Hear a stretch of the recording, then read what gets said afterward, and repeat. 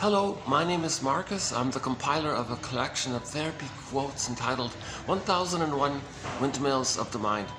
A collection of advanced self-help quotes which are fun, clear, easy to follow. My disclaimer, I'm not a professor or a shrink, so if I get these quotes, I think everybody's pretty much going to get them. I'm choosing quotes that are educational, clear, helpful, and many of them, they can give a person a little aha moment. And that's sort of my hope with 1 out of 10. So on average, we post 10 quotes per video. Hopefully 1 out of 10 will give anybody that little aha moment. A recognition, a new awareness of something about themselves which they were previously unaware. That's Hermes flying across with a message. Hey you, this is something about you. So we want to be more whole like that, healing and wholeness. The more integrated, the more we accept ourselves, the more whole we are, hence healed. The title of a guy's book, one gentleman's book, is called Healing and Wholeness. And that's sort of his main thesis, that our authentic self is sort of away from us when there's trauma. And then we go through life with this kind of false self kind of thing. But there's a little gap there like that. That's psychic pain, and then and it makes us dysfunctional in our living. So the idea is to be aware of our authentic repressed self.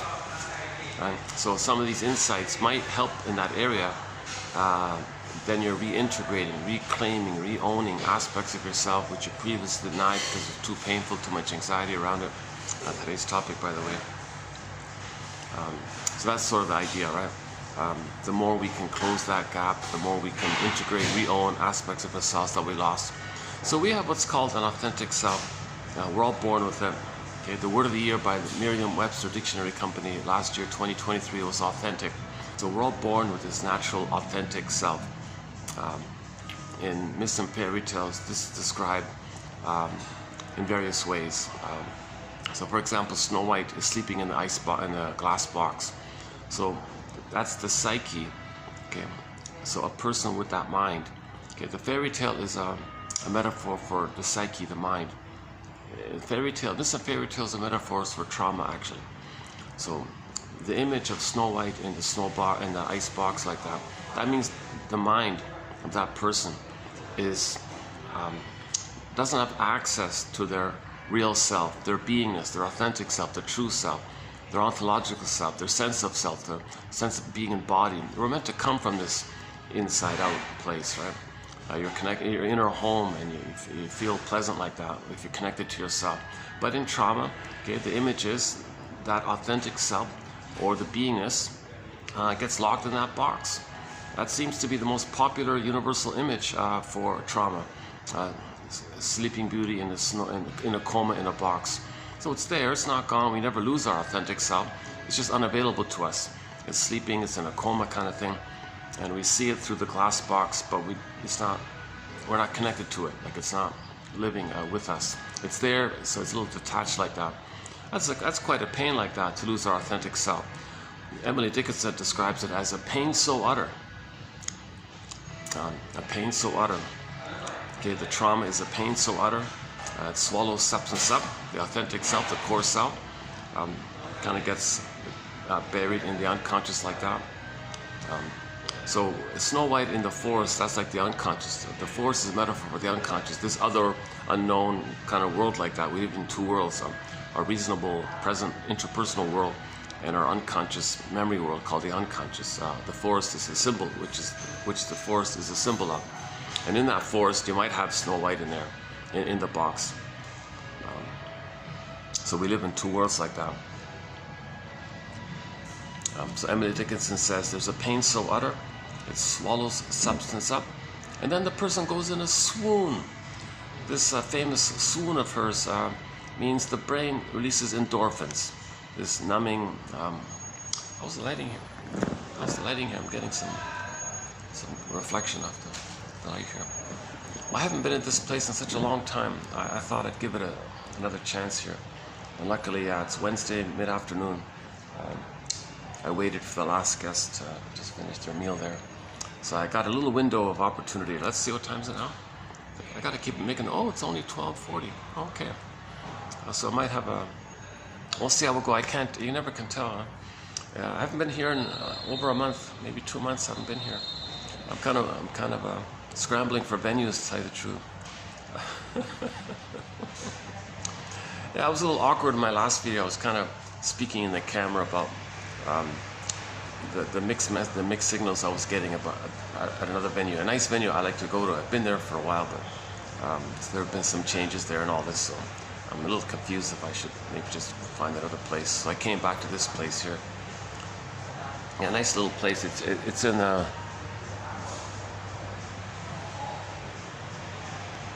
it's the ground floor restaurant of a small boutique kind of hotel. A very popular place, I noticed. No lobby, no lobby to speak of.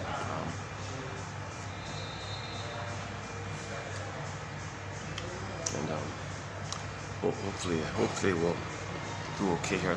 Yeah, if it does get busy here, I'll hit the pause button, trek it up to the other venue, which is about a 20-minute walk. So I'll be drenched in sweat. So I'll hit the pause button, cool off, and keep going if that's the case.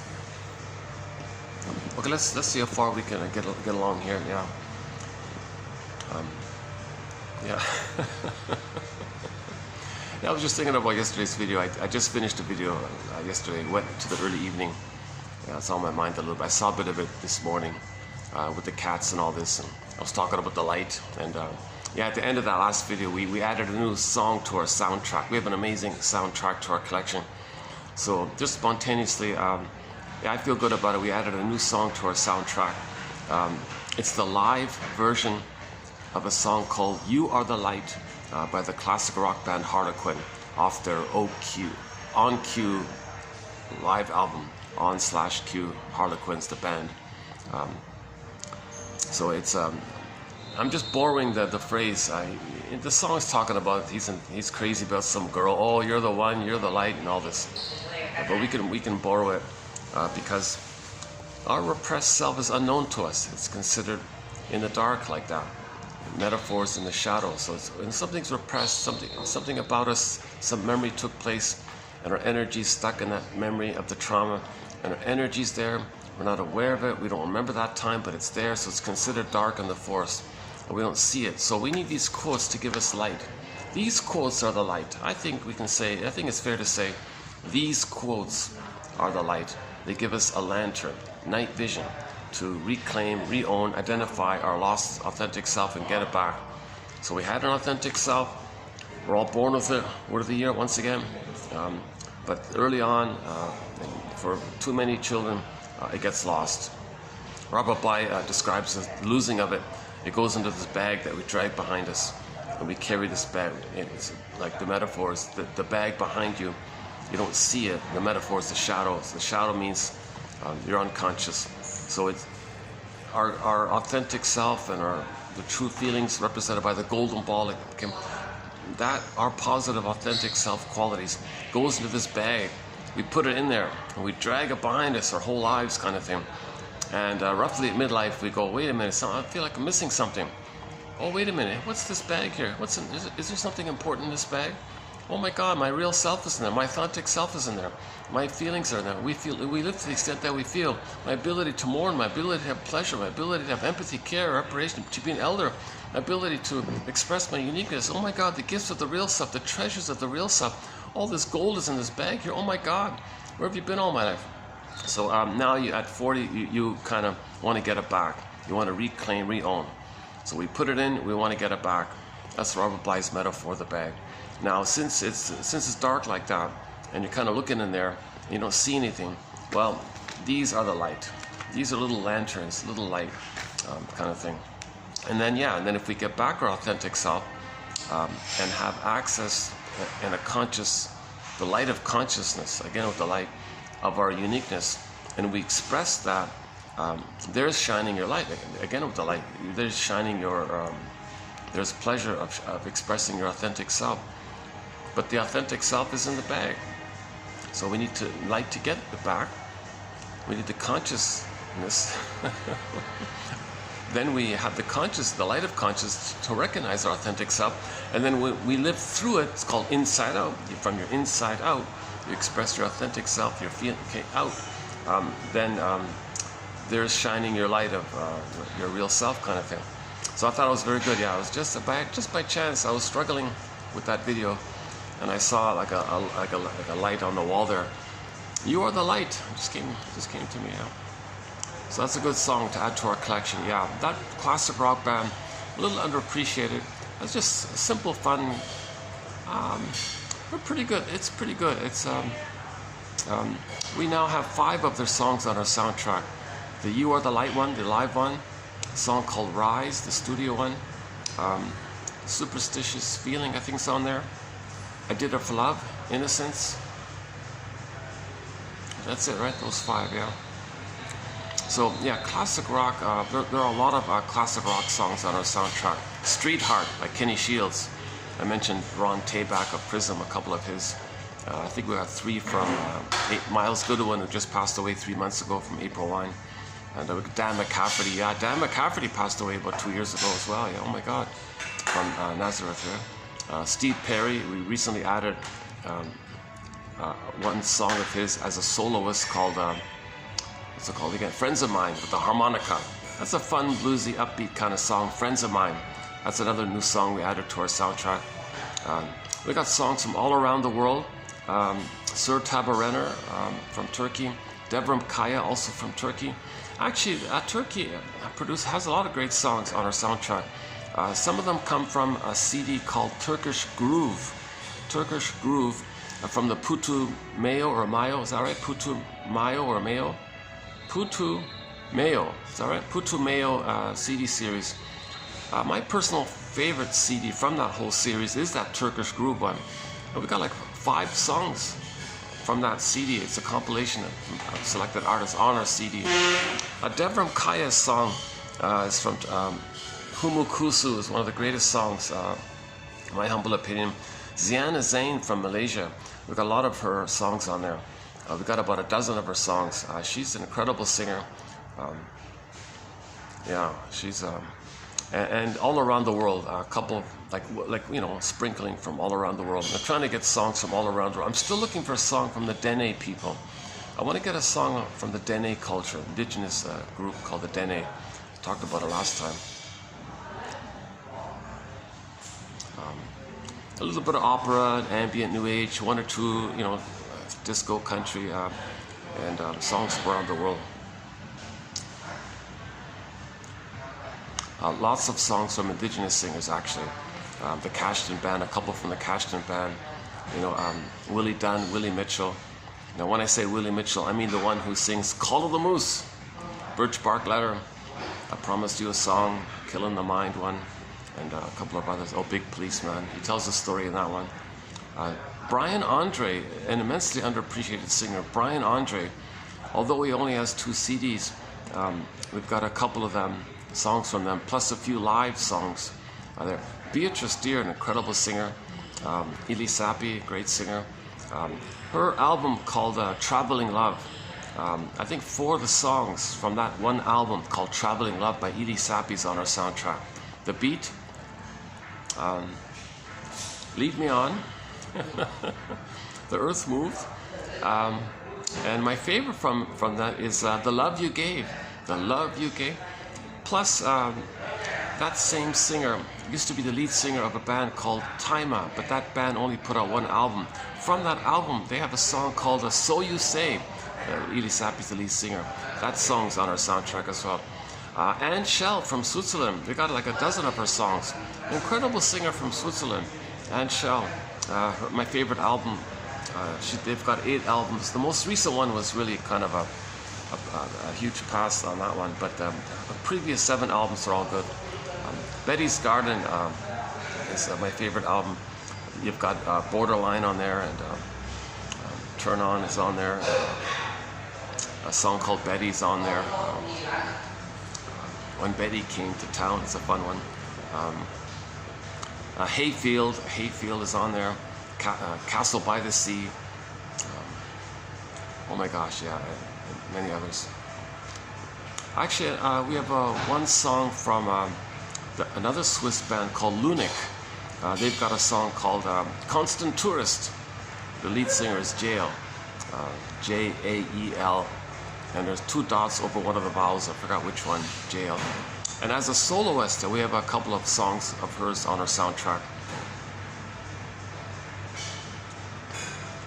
Actually, that singer Jael also does an acoustic version of Delirium's After All. So we have 4 songs from the band Delirium, like a techno, kind of a pop techno kind of thing. Like well done, like really good band. Well, we got 4. Well, 4 of the songs made the cut. The one called After All, when Jael was the lead singer for that, I guess lead singer for that one. A song called Truly, very good one, Truly. Another one called Self-Saboteur, a great song, psychologically minded song. And what's the other one? After All, the acoustic for After All, Truly. Self-Saboteur. Something with fall in it. After the Fall, is that the one? I forgot the 4th one. Something, yeah. So Delirium, yeah, we have 4 songs from the band Delirium on our soundtrack. It's a fun, exciting soundtrack. So yeah, the most newly added song is "You Are the Light," dun, dun, dun, dun, by Harlequin, the live one. Studio's also okay. So I went on a little tangent there. Actually, yesterday we talked about tangents, you know, by Miss DeForest, one of Frenzy's lead shrinks. Frenzy trained a woman named Izette DeForest, and she wrote a book clarifying Frenzy's ideas and all this. And so we in the last video we talked about how when a person becomes neurotic, it's a tangential way to find harmony with the mother. The baby wants harmony with the mother. He sacrifices himself in that attempt. That's a tangential thing to do. So he's and you don't want to live your whole life on this tangent, because you got to find a way to recognize that it's an attempt to heal your memories heal your childhood trauma, basically. With childhood trauma, we develop a scaffolding of defense mechanisms, and it keeps us away from ourselves. So that's the tangent I think she means. The idea is to recognize the tangent and shine a light on it, and then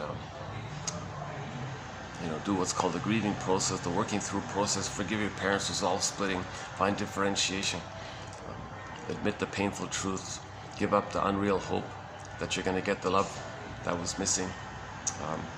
Recognize that the person was unmothered or improperly loved, that the mother betrayal trauma, there was betrayal trauma. The greatest hurt of all, mother failed me. So we have a whole chapter on the grief work process. It begins with Bruce Springsteen. If you go to YouTube, Bruce Springsteen, Independence Day, Toronto, and listen to the intro he gives to that song. Now the guy who filmed those way up in the rafters, everything's dark, you don't see it, but the audio's clear. Listen to the introduction he gives to that song. Now he means the song is in reference to emotional independence day from the memory of your mother in the mind, like emotional freedom from your painful memories, like freedom that way. That was called Independence Day. Like a psychological, personal autonomy, personal independence. So listen to the introduction to that song. That begins our thread on forgiveness and the importance of finding your mother's story, your parents, find your father's story, your sibling, find their story, you can understand their story, then you get an identity, sadness appears, and you get your identity that way. Reparation of the other, reparation of the self, understand your parents, heal yourself, forgive your parents, heal yourself. It's kind of linked like this. You got to, finally in the healing process, you got to find out why the mother did what she did. Why did she treat the children the way she did? What's going on with her? Get her story, identify her story. And that's called honoring your parents. If you truly honor your parents, now that phrase is a psychological originally. It means know the truth. Like, why did she do what she did? Face the truth. But don't idolize them on a pedestal, or don't totally demonize them. Find an honest human story here. That they're wounded, they're repeating their past trauma, hoping to change it. They're looking for love. Maybe they use their children in that effort. Find their story, whatever it is. Rosanna Deer, another indigenous elder is Rosanna Deerchild. One quote of hers is, "The more I learned of my mother's story, the more of a person she became to me." That's what Bruce Springsteen. See your parents as people, traumatized people, and you're startled. That's the case. Geez, they're just like people. They have dreams and all this. Oh my God. So now you realize the truth, that the person was improperly loved. They couldn't love because they weren't loved. So nevertheless, see the two sides, still some blessing. Have an honest appraisal and look for the third side of the coin, which holds the other two sides. That kind of area, rather than just the more desperate thing that the babies do when they're frustrated in the nursing experience, or if the nursing time is faulty, the baby thinks the mother's a monster and hallucinates a goddess. That's splitting. So you got to resolve that kind of thing. Yeah, I don't think I'll redo the whole introductory material that I usually do in most videos. If you go to any of the previous videos for the past year or so, you'll get about a 1-hour introduction to some of the core points about repetition compulsion, Edmund Burger's theory about the record we spin around, the stingers and the clingers, identification with the aggressor, doublethink. Okay, how does, if a baby identifies with the aggressor, how does it be the mother but still fight with her? That whole issue. So we enter Murray Bowen's theory about the triangle, or the scapegoating phenomena, or the proxy, or the evocation of a proxy phenomena. So we talk about Melanie Klein's theory about the positions, the paranoid schizoid position, the depressive position.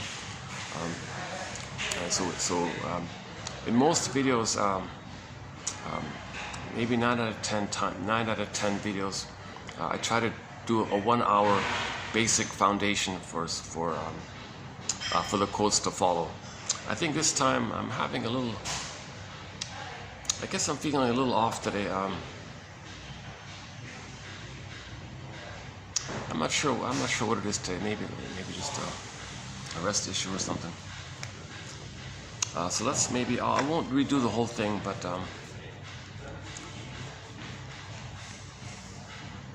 but we have now 10,000 quotes in our collection, and they're clear, they're fun, kind of thing, and they're mostly written by the shrinks.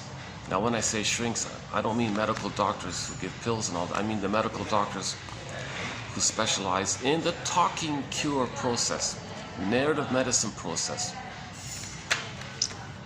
So the theory here is that when the baby's enraged with the mother, he's crying and screaming, it's relational.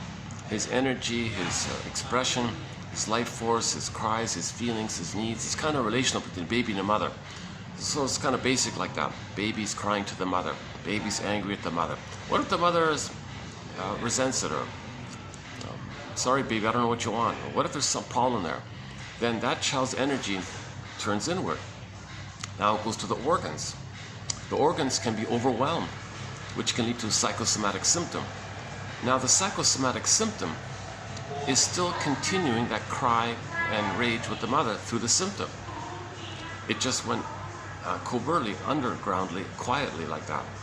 So if a person has a psychosomatic symptom, let's say, oh doctor, I got this psychosomatic symptom here, and you he plays whack-a-mole with it, well it just pushes inward again, it goes out some other way kind of thing.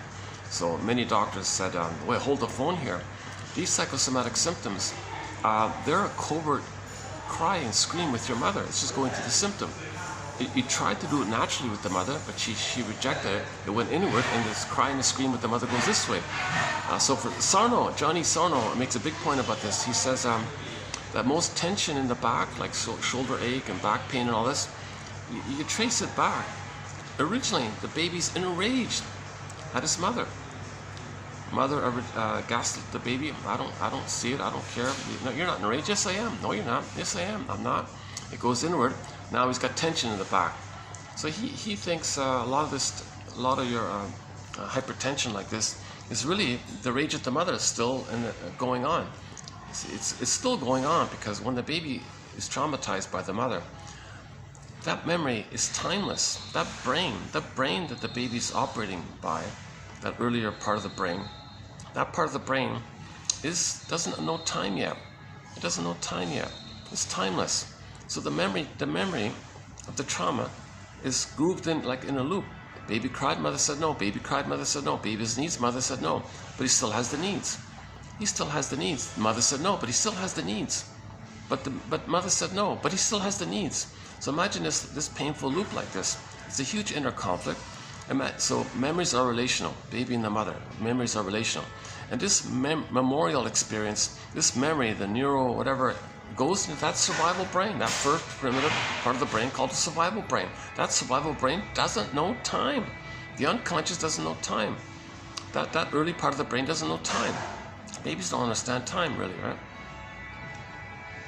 That capacity to, read the clock and read your watch, that's a little bit later on, but very early on, baby doesn't understand time. So he's living in that kind of infinite timeless kind of place. But there's a trauma that takes place there. Oh my God, and all the child's life force, all of his energy, that's called unconscious motivation now. Mr. Freud's famous idea that we're living life, but there's such a thing as an unconscious motivation, and we're not aware of it. Because the life force is directed into that old loop. That loop is unfinished business with the mother. It's a constant struggle. It's a constant unmet need. It's a constant unfinished business with the mother. The child can't love life and be himself if he didn't get mother's love. So he's stuck with this dilemma here. How is he going to move forward if he never got mother's love? So, and that traumatic memory is in a state of timelessness. So all time is that time. So in terms of the inner emotional realm, all time is that time. Yes, the person develops a false self to mask over the pain, and we live life through the false self, or the mask, or the persona, or the unreal self, whatever you want to call it. And we can still get 10 PhDs and 10 medals and 10 awards, but we live to the extent that we feel. We live to the extent that we come from our inner embodiment. We live to the extent that we feel at home within, kind of thing. And we live to the extent that we are able to do an inside out. Like your outward doing comes from the connection to your positive, pleasant feelings related to your authentic self, which links you to your uniqueness and all this. That's your inside out. So let's maybe, let's just do an abbreviated version of that point about the record. So, imagine this loop, this memorial experience. Baby cries, mother, I have a need for secure attachment style. I have a need for safety with you. I have a need for blissful oneness with you. I need to feel safe with you. I need to be seen and soothed, recognized, accepted. I need to feel warm with you. I need to feel your kindness, your tenderness. I need to feel safe so I can grow like this. And mother, oh cunning tail, whatever's going on, if that fails, that need is not met. That's a betrayal trauma. Okay, this is also known as interpersonal trauma, relational trauma. Okay, another important one is attachment trauma. Attachment trauma. He's trying to attach to his mother properly, but that attachment is so traumatic, like it's a disturbed attachment. They benignly call that an insecure attachment, but it's way beyond an insecure attachment. This trauma bond is, they call it like anxious attachment, avoidant attachment, disorganized reactive attachment, disassociative attachment. Like the child has to attach to his mother. He has to find some way to attach to an abusive mother. How does a baby bond to an abusive mother? He can't have no mother. No baby would survive without a mother. He can't run away and say, I forget, I don't need a mother. He's got to find some way to connect to this mother, have some emotional interaction with the mother. But the mother's hurting him. What does he do here? Okay, he does a desperate thing. First of all, his authentic self, he puts it into cold storage. Okay, that's Snow White in the glass box, same idea. In a myth or fairy tale, when the authentic self turns to a statue, when a character that metaphorizes or represents a person's authentic self, and when that character in a myth or fairy tale, like Echo, like Faithful John, etc., when these characters turn to stone, statue, stone, same idea as Snow White in the box. Petrification, frozen, okay, lost, it's unavailable. It could take a variety of forms. So every myth, most myths and fairy tales will present this issue. The innocence part of it could be the baby in the forest, lost in the forest, exiled, lost, abandoned, orphaned in the forest, or it could be sometimes the embodiment and the feelings, the golden ball, are together in the forest but locked in a cage. Where's the key? Under mother's pillow. The mother's not going to voluntarily tell you and apologize that she traumatized her baby. She won't voluntarily tell you this. So Robert Bly says you got to make an effort here. You got to be a detective to find where's that key and get the key yourself. Yeah, it would be nice if mothers can voluntarily phone their children who are over 40. Dear son, daughter, now that you're old enough and I'm in my 60s and all this, I want to give you the key. I want to tell you where your soul is. It's locked in a cage. I've got the key where you can get it back. What? Gee, really? What's the key? Well, I made you to find me. What? What does that mean? So that line, I made you to find me, comes from a poem by a woman named Anne Sexton, 1960. It's in our collection here. She did it. She gave the key. She apologized. She phoned her adult children. She wrote a letter to her adult children and said, I'm sorry. I couldn't love you. I couldn't see you. I couldn't be there for you. You couldn't lean on me. You couldn't trust me. I actually used you because I was trying to find me. I parentified you. I saw you as somebody who could support me in my quest to find myself. I couldn't see you and support you. I made you to find me. So she gave the key like that. Most mothers don't do this. So Robert Bly, a guest mentor and a collector, says each adult person in their healing journey has to kind of do that themselves. So they got to call the parents or meet the parents. Look, I want details here. What happened in the first 3 years? They'll be stubborn. They won't tell it because they have survival anxiety. For the parents to admit anything authentic, they think the image of the monster mother representing their unmet rage and oral greed. They create an image. They think their mother's going to eat them, in effect. So they can't be vulnerable. They can't tell the truth. They'll lie. They'll morbid lying. They'll dodge. They'll blame. They'll accuse. They do what's called BPD, the BPD amalgam mind by James Grosstein.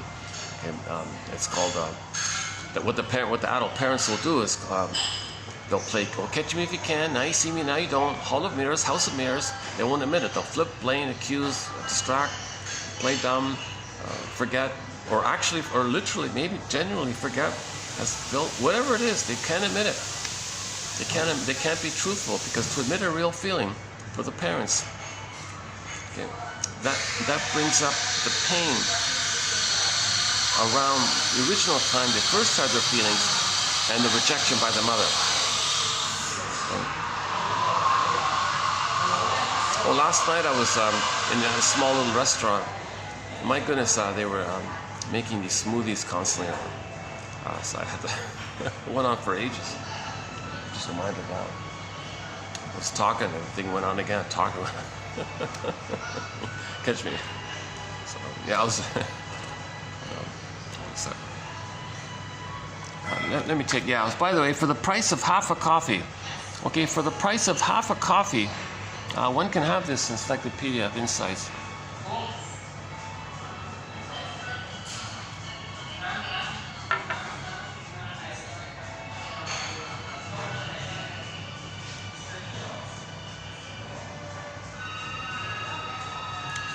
Yeah, so Robert Watt makes a point about this, that those who are over 40, they need to interview their parents and try to get their story. Come on, tell me the truth. What happened in the first 3 years? Did you parentify me? Tell me about the feeding. Tell me about the birth, the delivery, the time inside. Come on, give me details. You got to get the story. That's an act. That would be an act of reparation and reconciliation and healing on the part of the parents to do such a thing. But they won't. Chances are they won't. That's a sign of how traumatized they are. That they don't even want to apologize for hurting their children. The least they can do is help give the key for their healing. At least they can do. Not a good sign here. Okay, a whole group just walked in beside me here. So there might be a bunch of, they started getting noisy. Too bad I can't close these doors. They got these doors here, too bad I can't close them.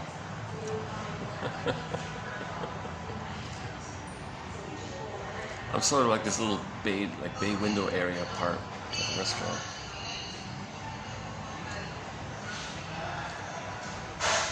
Unless I can get used to it. It's funny about my resilience. If I am rested and if I have guava juice, I feel calm. I can put up with noises around me. Sometimes, just even a little conversation near me. Especially if they do some of that kind of nervous laughter, like that screeching, loud, heckling, cackling, crackling kind of laughter. You know, some of that laughter, I have a theory, like nervous laughter, there's an unconscious fear. Now, fear and anger are often kind of linked like that. So some of this nervous laughter, you feel the hurt and the pain and the anger embedded within him. Shall I compare thee to an onion? Because in that kind of laughter, they're just blowing off tension. They're not feeling. It's not a relief. Their relief is that they feel safe by the joke they heard to release the steam. Now what's the steam? It's the steam of the pain of not feeling. See, they're not feeling, so you have tension and it builds up steam, and you always blow off steam. So if they hear like a sadistic joke, yeah, he's an idiot, or they put someone else down, they feel superior, they feel safe, because when they shame someone else, that was them. They're the mother that shamed themselves. They find a proxy in the joke, someone else can play them. Hey, that person over there, let's imagine he's us as a baby. Yeah, let's put him down. Then we're one with the mother. So it's a regression, it's an age regression to the mother, where they're still one with the mother. So they feel safe, oh, back with the mother. But the pain, but you're pain in that state. So the steam builds up again. You just momentarily blow off steam when someone who represents you as a baby, and you see them as vulnerable or weak or needy or like a child like that, and you say negative things about them, okay, then you replay what had happened to you, where the mother saw your needs and vulnerability and rejected you, and you became her who does the rejecting. So you find someone who stands in for you and imitate her. That means you replay the blissful oneness, the trauma bond with her. So you feel safe by imitating the mother, because you become her.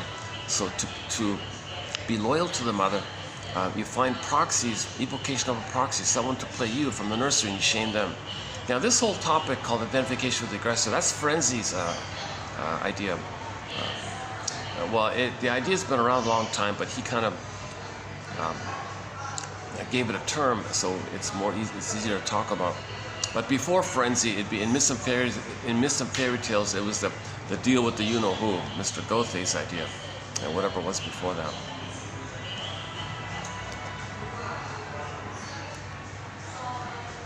Okay, I guess I started into it. Either I get used to this, or I leave. Either I leave now and find another venue, or see if I can struggle through this.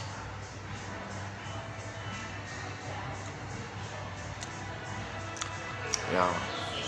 So this is a sign of my anxiety, right? If I'm easily annoyed by public conversations or something.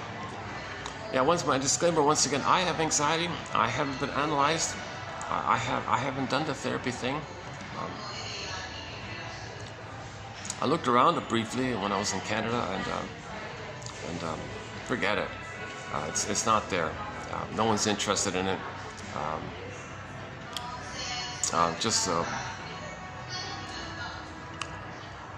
There isn't that culture there. The culture, it's a very wealthy environment and all this. And so people are going on cruises and their cottages and having fun like that. So there's no need for introspection.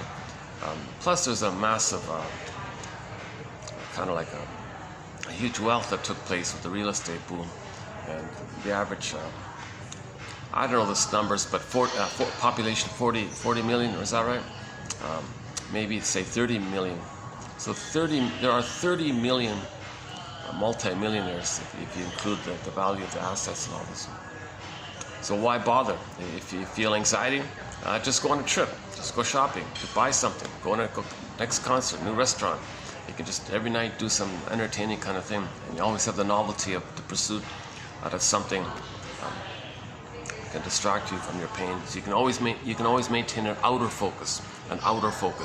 You can spend your life doing an outside in, and there's always a dopamine for the chase.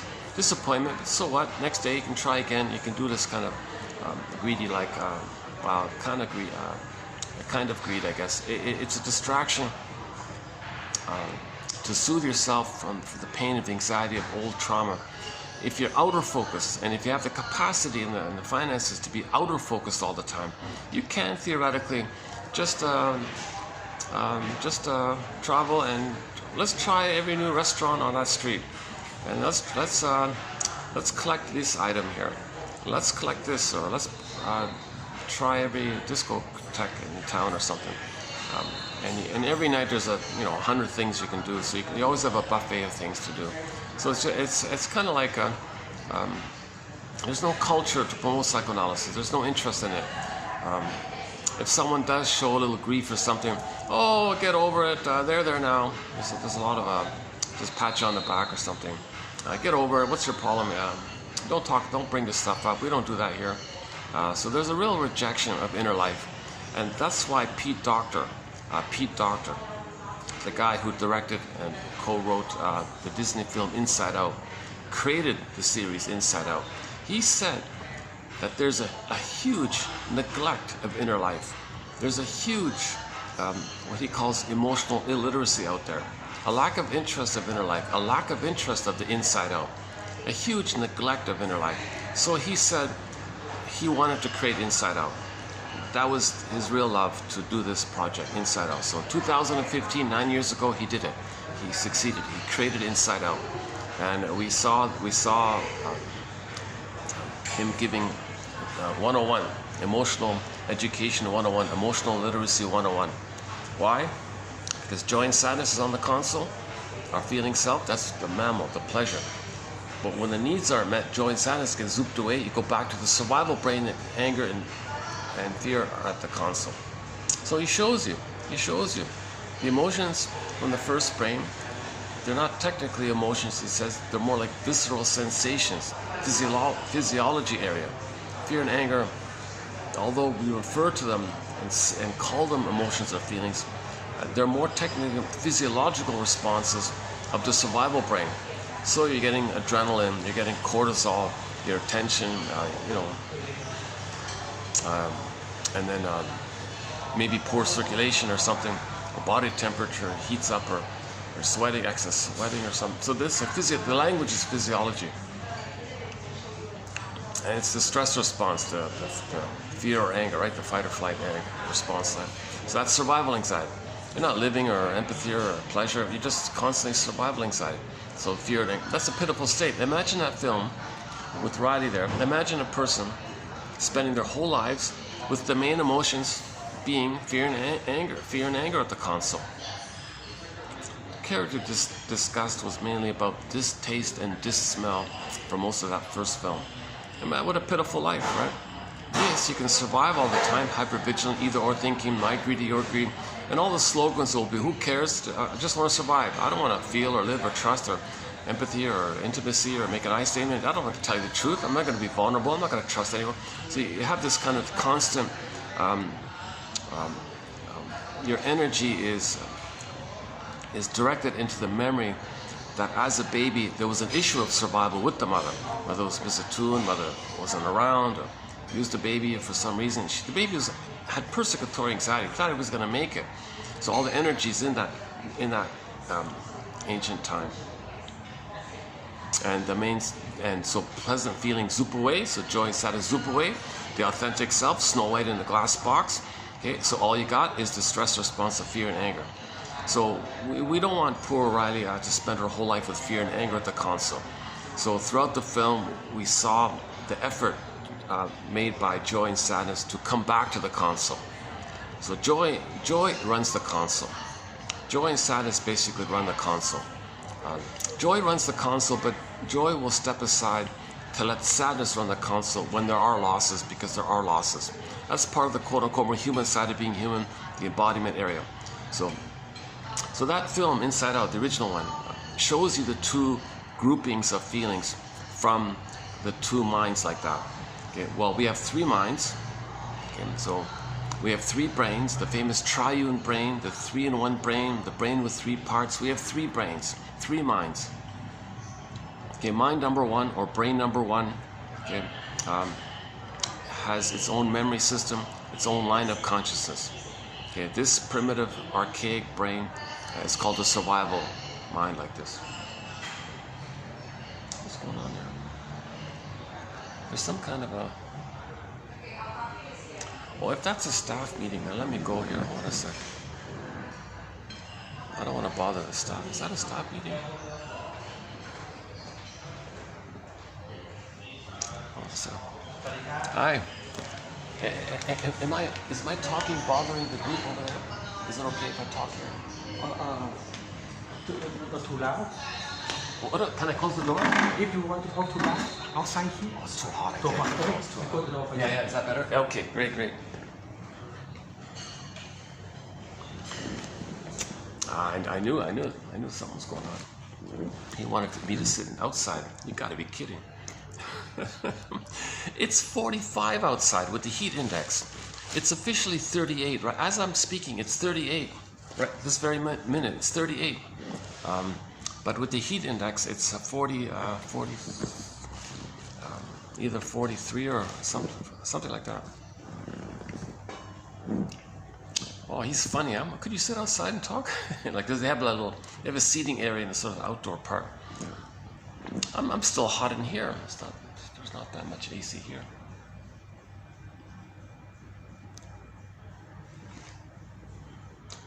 Oh, I guess they're having some kind of VIP staff meeting or something. Oh, that's good. I'm glad he agreed to close it. That's the first time he agreed to close it. See, I always want to... They got these doors here, right? Oh, it's a nice little tree here. Yeah, that's great. Yeah, I don't hear them. No, that's perfect. Oh, that's great. I should try this. It's been such a maze of little things going around trying to find places to do these videos. I'm finding it kind of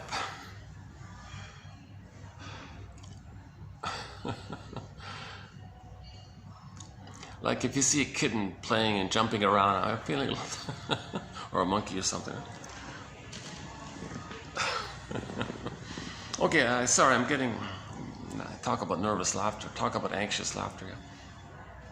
So the Disney film, yeah, let's go back to the three brains. We have three brains, the 3-in-1 brain, the triune brain, the brain with three parts. Okay, so we have the old, ancient, basic, primitive survival brain. Okay, the spine, the tip of the spine, the brain stem, the amygdala, that whole nervous system like that. Its language is physiology and cortisol and that kind of thing. Now that's sometimes nicknamed the survival brain. So it only cares about survival.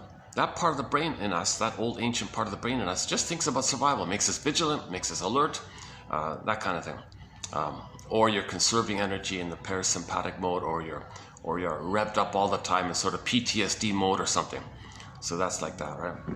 And some people playfully nickname this brain the crocodile brain, the salamander brain, the lizard brain, the gecko brain or something. Just think of any kind of cold-blooded creature out there that crawls or whatever. Janov likes to he calls it the salamander brain for some reason. Most people call it the reptile brain, the crocodile, because those creatures only care about survival. That's the point. They only care about survival. So that part of our brain only cares about survival. We don't want to live like that. We don't want all of our energy devoted to this survival brain. You got to be kidding me. Seriously? And Riley was like that. If you're in anger at the console. Okay, so, but those appear when the primary basic feelings in the second brain are not available because the needs for the authentic self aren't met, so joy and sadness got zooped away. So the second brain, the main one, the mammal brain, okay, the second brain, or the second mind, or the second memory system, or the second line of consciousness is that's mainly us. That's the embodiment, your body brain, like your mind body. So the nickname is the chimpanzee brain, the monkey brain. Fill in the blank, your favorite mammal brain.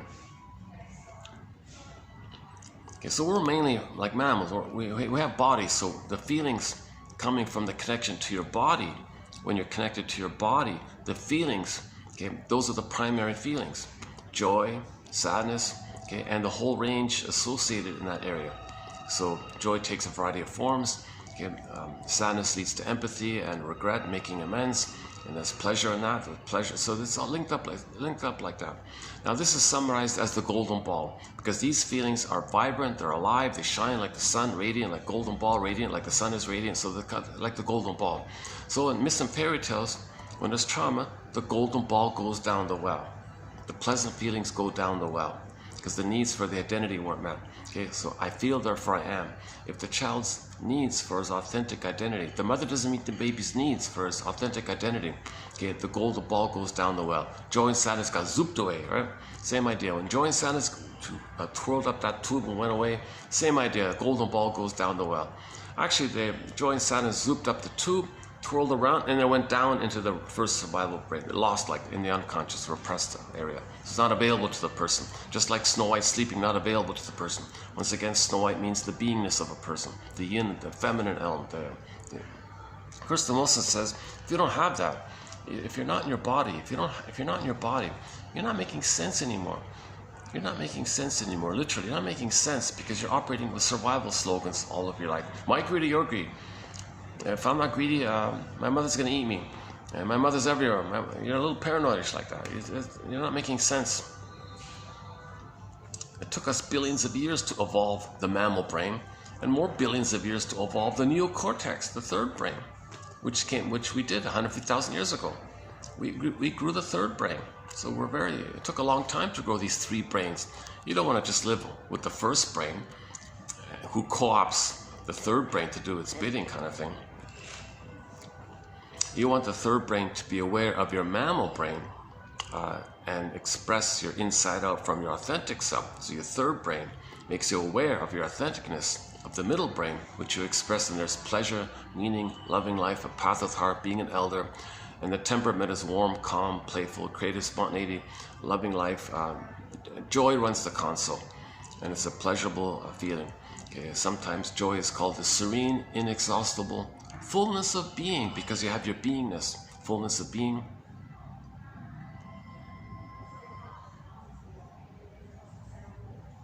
Oh, I'm so glad I checked in with that. Yeah, he was eager to get rid of me.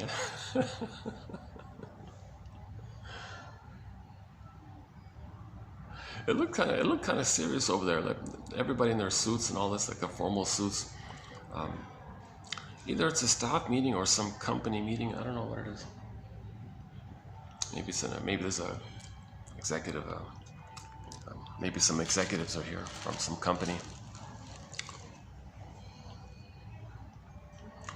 It's funny about this. This is a unique location, right? This is one of the nicest hotels.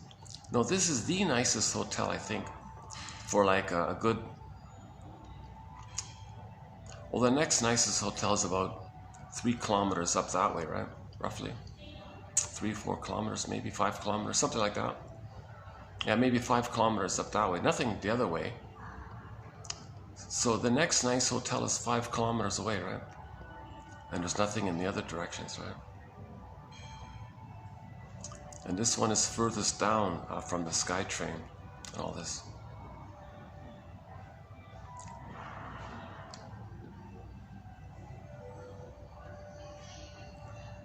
So in other words, if you want to get away from the main busy area, this would be like a nice little place to go to. But you're away from all the main activities, right? So it's almost like being in a residential area, almost like that, in a nice residential area.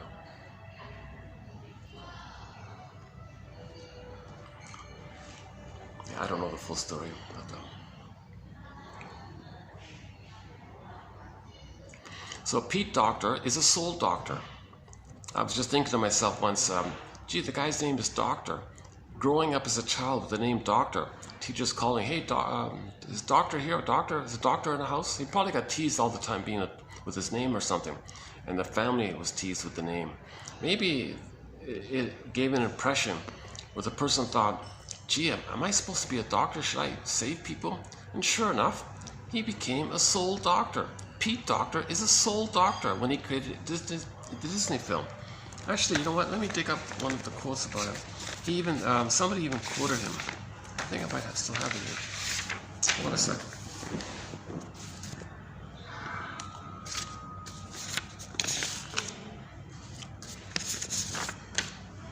Oh yeah, here we go. Yeah.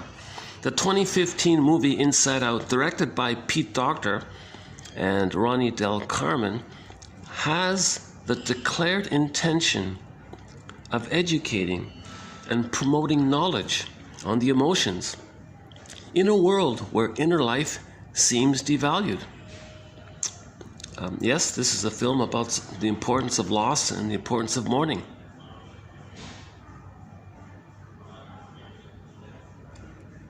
The film Inside Out starts at Riley's birth, where we see joy on our own in Riley's mind. Joy is pressing the only button currently available on the control panel. Joy, right? So that means there was no birth trauma. So when Riley was born, luckily she had a positive birth, a natural birth. That's why joy is the first memory. So the first memory of Riley coming out of the uterus, the first memory, oh, positive, happy. So the golden orb rolled down the thing. That's lucky. So that mother did a great job. Riley's mother did an amazing job because she didn't traumatize or abuse her baby when she was inside, and she was able to give Riley a natural birth. Then to be a pleasurable feeling. That's huge to let a baby have a natural. So many babies are being born groggy, out of it, defeated, or something happened like that. So Joy came out buoyant and happy like that. Riley came out buoyant and happy. So the first memory is joy. We see Riley gurgling with delight at her parents, who, in their delighted reverie, smile back at her. So, at the console, a golden orb-like object trundles down a chute and lands at Joy's feet. Riley's first memory is formed. Joy places the orb into a structure containing Riley's core memories. The memory, right, is internalized and incorporated into her mind, into her psyche.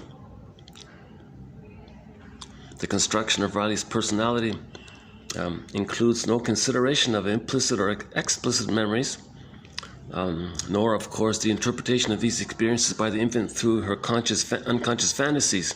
However, as Doctor has said, this is not a scientific film, nor is it a psychoanalytically informed film. Okay, he's being modest here. So, it's not fully a fairy tale in there, right? So that's the psychoanalytic kind of idea. But there is some implicit memories, because in the sequel, we see sarcasm in the unconscious. That's the implicit memories of the rage of being traumatized. So Riley got a good start in life. The problem was afterwards, because shortly afterwards, she froze up. About the time when the teeth started to grow in. So we see anxiety at the console, and her teeth didn't grow in. Anxiety has this gaping wide mouth because that's a metaphor for oral trauma. So Pete Docter is being psychoanalytically minded, but not overtly, so it's just kind of implied like that.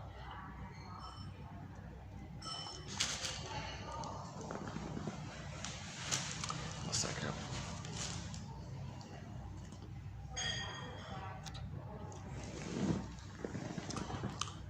Okay, hold on a second. I'm trying to rearrange these pillows here.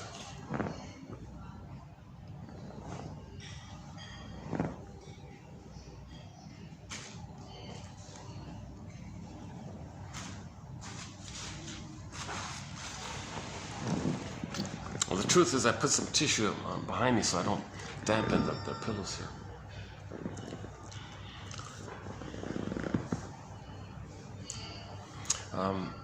Yeah, so the Disney film, the first one, showed the basic EQ, giving us EQ, a basic message.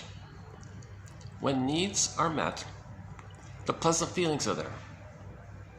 FNN, when the needs are met for the authentic self, when the needs for the authentic self are met, the emotional feeling, mother's soothing, mother's sweetness, mother's kindness, mother's presence, mother seeing the child, mother hearing the child, mother recognizing the child, mother mirroring the child, letting the child feel safe, little dialogue back and forth, her mentalizing, her understanding, her soul vision, her acceptance, this kind of emotional taking in kind of thing called a secure attachment style. When the needs are met, the pleasant feelings, joy will be there, the pleasant feelings.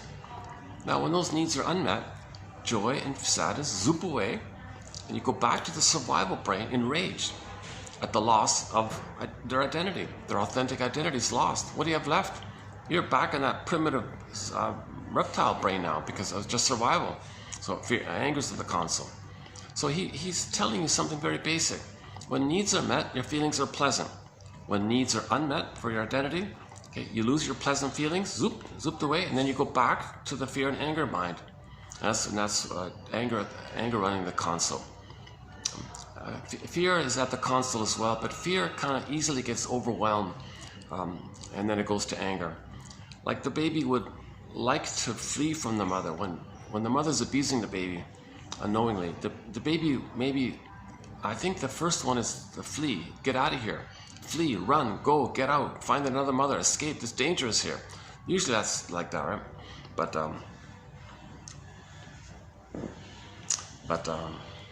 the baby's backed in a corner, so to speak, so all the energy converts over to the anger, so anger takes over kind of thing, because the baby can't flee. It's not natural for humans to first, it wouldn't be natural for a baby to first fight with the mother. No, danger here, run. But if you can't run and your survival, it's like that, right?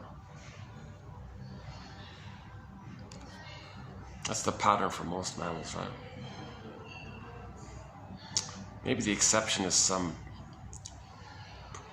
I guess even these dangerous birds, they would flee if they were in danger. They would flee first, right? They only eat when they're hungry, kind of thing. So yeah, I think flight is the first, and then if he's cornered, then he's going to fight back. So that's why fear and anger is at the console, but mainly anger is at the console. That's the conclusion. The mainly anger is at the console. So we don't want poor Riley or any person to live their whole life in survival anxiety. You see this with their slogans: my greedy, your greed. So no trust or no intimacy. The friendships are utilitarian. All right, buddy, you play big shot, I play big shot. Okay, we'll find a third person to play our innocence and we'll shame them because that's what our mothers did to us. Anger between us? No. We'll triangulate. We'll scapegoat somebody, and whatever anger we have, the steam that we have of anger, we won't direct at each other. We'll just hate the innocent third one. Make it up. Who cares? We're survival anxiety. Maybe someone points out to them, you know, that was kind of cruel what you did like that. You're blaming me? You're cruel for saying that. They'll twist it and attack you. So they're in survival anxiety. They're coming from the mode of the baby in survival anxiety when the mother's hurting him, abusing him, using him. So how is the baby supposed to feel sorry for anything? Or how's it, if the baby's being tortured by the mother and the baby bites the nipple with his gums like that, let's say, the baby has no sense or recognition that the mother might be in pain or something. He's not gonna care. He's not gonna care. So people with distinguished personality patterns, they say, I don't care. They don't have empathy or care. People with the narcissistic pattern, the bully pattern, Iago pattern, lower functioning BPD pattern, the criminal, all these other ones in there. I'm calling them the distinguished personality patterns. Any personality pattern that springs about when there's trauma prior to 18 months of age. Post 18 months are the clingers and the pleasers and the caretakers, the childlike types. But the stingers, they give up on all, they just want to play infantile God, restore their narcissism, stay in the place of narcissism, which all babies have until 18 months, and they're traumatized prior to 18 months. Anyway, so Pete Doctor's a soul doctor. Look, everybody, when needs are unmet, joy and sadness get zooped away. It's got to come back. We don't want poor Riley to live their whole life with anger at the console. He's impulsive, reactive, doesn't think broadly, doesn't see the true story of the situation. He's just in survival anxiety. Impulsive, reactive, hypervigilant, destructive, doesn't care, doesn't feel. He's just reacting like a lizard or something. There's no feeling in there. So you're missing the quote-unquote human side of being human, right? He doesn't care about the quote-unquote human side of being. He doesn't care about the pleasure. His pleasure is the pyrrhic victory of the survival area. So he's not really feeling any kind of pleasure, no kind of joy, no kind of empathy or warmth or tenderness or trust or affection or play, genuine play. His play is sadistic. His humor is sadistic. His humor is put-down humor. Because his mother put him down, he becomes the one who puts him down in a process known as identification with the aggressor. He becomes the aggressive mother, finds proxies to play him and shames them. That keeps him one with the mother who shamed him. And he's just replaying in that timeless loop like that.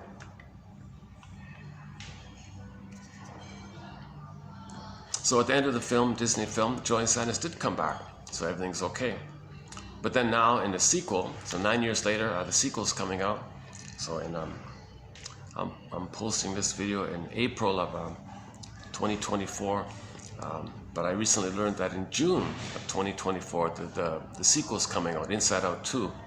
So I've only seen the trailer, but the trailer is very informative. In the trailer, and I'll update this after I see the film, but in the trailer, we see The same setup like the first film. Joy and sadness got zooped away. That's the issue. That's what we're all dealing with.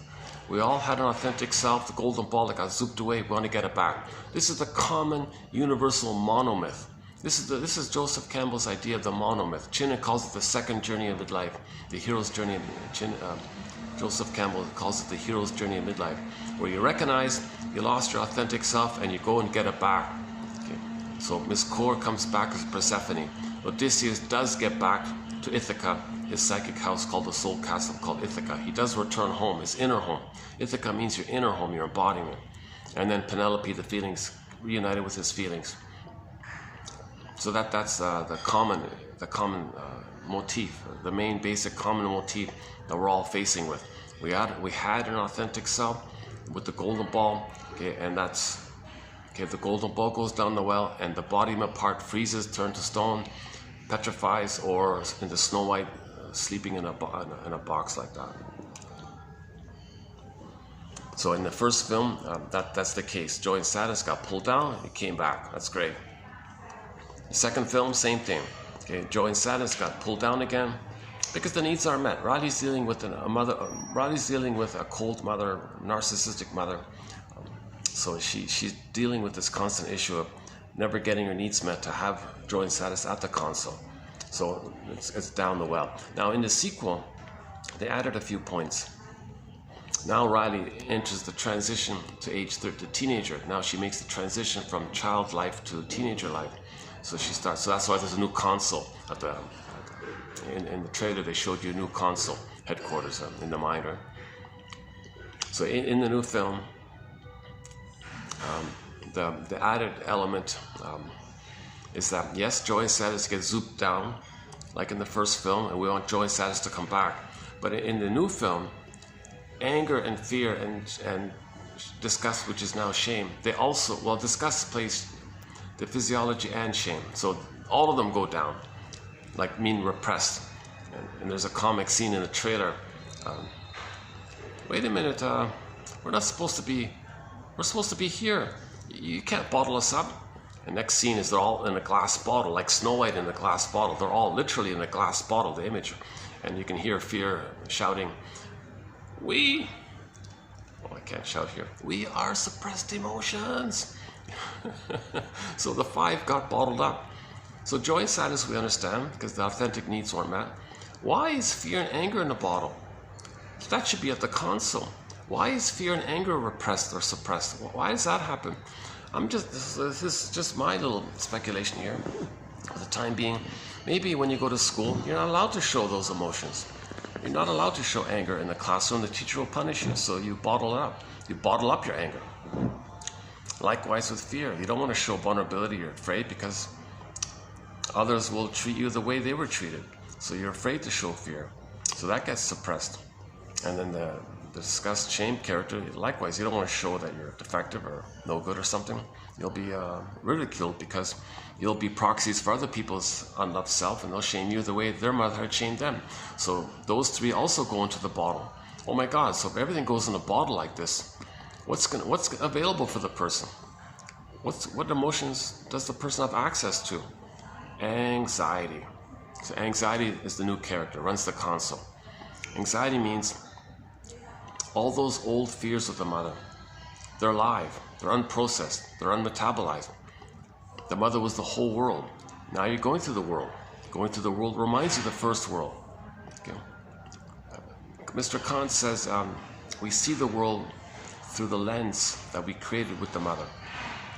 The knowledge of the world is filtered through that lens we created. The temporal, spatial spectacles. The spatial, temporal spectacles or something like that.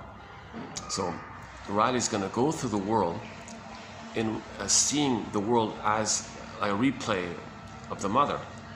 Now all those old fears of the mother triggered up, but you don't remember it. That's called anxiety. Old fears. Anxiety means you're afraid and you don't know why. Okay. So anxiety, neurotic anxiety. Most anxiety is neurotic anxiety.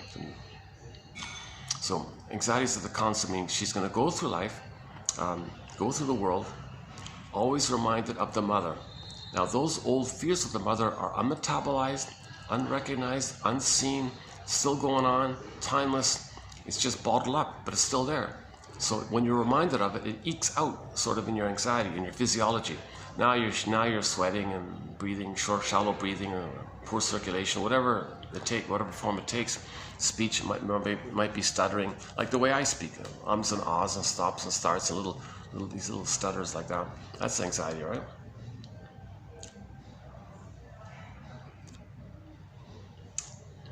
So anxiety runs the console. In reflection of fear being in the bottle. Now sadness is in the bottle, meaning Riley won't be able to admit losses. When there's a loss, he needs sadness. So let's say Riley wanted to admit any kind of loss. He couldn't do it because sadness is in the bottle. So to admit a loss, it would bring up the fear of the loss of identity needed to have sadness at the console. So anxiety is doing double duty. Anxiety is going to represent the inability to to admit sadness because you don't have the identity for it. So it's kind of linked like that.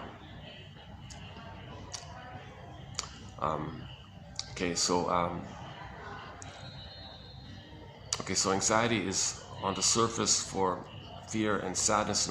Sadness means identity, loss of identity, and you need an identity to feel sad.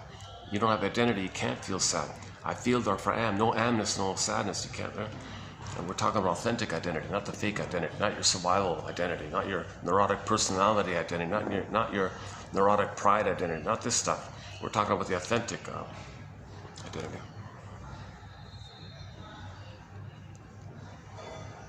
Maybe I should double check with him, make sure my talking is still okay. Hold on a sec.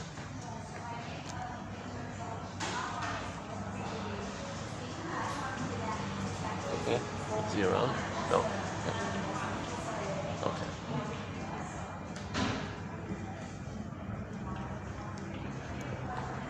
Oh, there's other guests behind me, so that's okay. They're making more noise than I am, so that's all right. We're okay. Oh, this is a treat. Oh, this is a rare treat. Oh my God. I can't believe this is real. Is this real?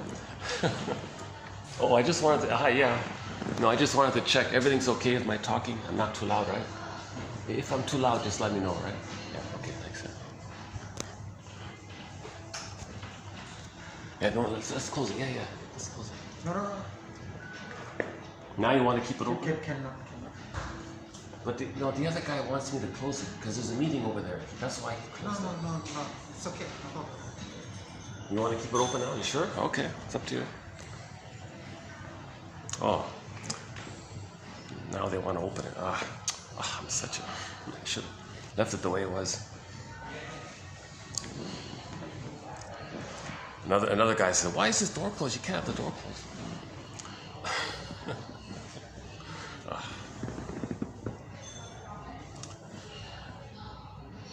Hold on a second.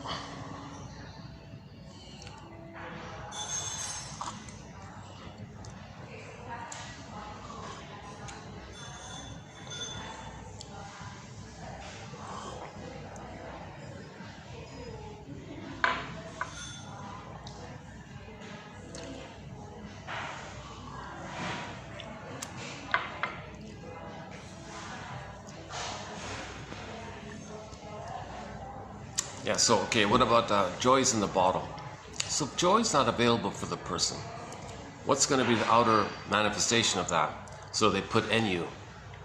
And what? NU. That's what you call the boredom. If you have joy at the console, you don't feel bored. So if joy's in the bottle, it makes sense the person might feel bored like that. What about anger in the bottle? Now I thought if anger is going to be in the bottle, on the console, there'd be passive aggressiveness.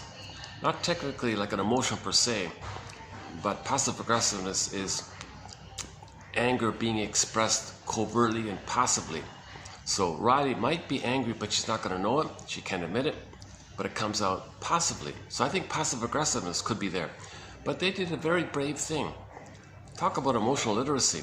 They put envy in there. For the anger in the bottle, they put envy, hatred of the good. Anger, hate. Well, so they put envy there. That means Riley was traumatized with the mother. If envy exists in the psyche, that means Riley was traumatized. Now, a clue to this is the character anxiety with the gaping mouth, that's oral trauma, and the baby teeth, that's trauma very early on. So it kind of fits like that. Because when the baby's nursing and the mother's hurting him, that breast is not the regular breast, it's the envy breast. The baby perceives the envy breast hating his goodness. He identifies with the envy breast and now needs to be envious to have a mother. So if there's any kind of goodness, he's got to hate it because mother hated his goodness. So so the oral trauma and the envy are going to be linked like that. So you got the oral trauma seen in anxiety. Okay, all the old fears of the mother, just fear of abandonment, fear of being criticized, fear of being used, fear of being exploited, fear of being taken advantage of. All those immense kind of fears, persecutory fears, related to his lack of identity. So he can't feel sadness. So that's why sadness is there. So anxiety can cover for sadness and fear. Anger. In the bottle, on the surface, you'll have envy. It's a form of anger. Joy is in the bottle, so you have envy, who's bored. And shame is in the bottle. So on the surface, you got embarrassment. I felt a little embarrassed. He wanted me to. I wanted the door closed. I opened it. I just wanted to make sure everything was okay. But he didn't fully open it. He kind of did a part way. But I didn't explain it clearly. The reason the door was closed because we didn't want to disturb that meeting. But he didn't get it.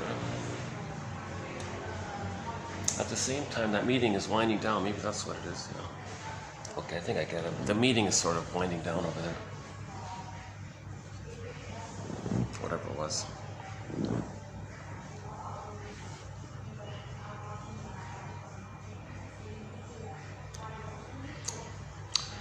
That means it's going to be louder on my end. Oh, I lost my piece. Oh. I should have left well enough alone. I should have left well enough alone, right? So I'm a bit neurotic, right? I had something good going, and I sabotaged it. Why didn't I just accept the goodness? Why didn't I pause and think, wait a minute, if I open the door to check it, maybe the stuff will come running. Why didn't I think ahead like that? Did I unconsciously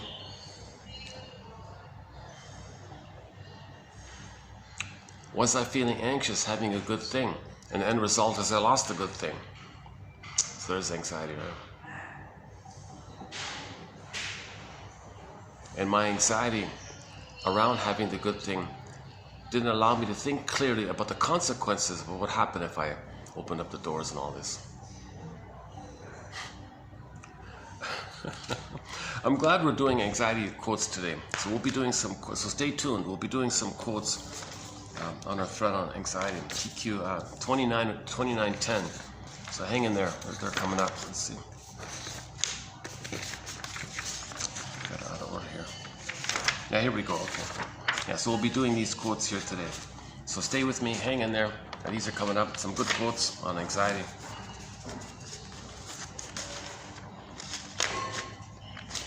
It's a continuation of some previous quotes on anxiety, so we'll just continue on the topic.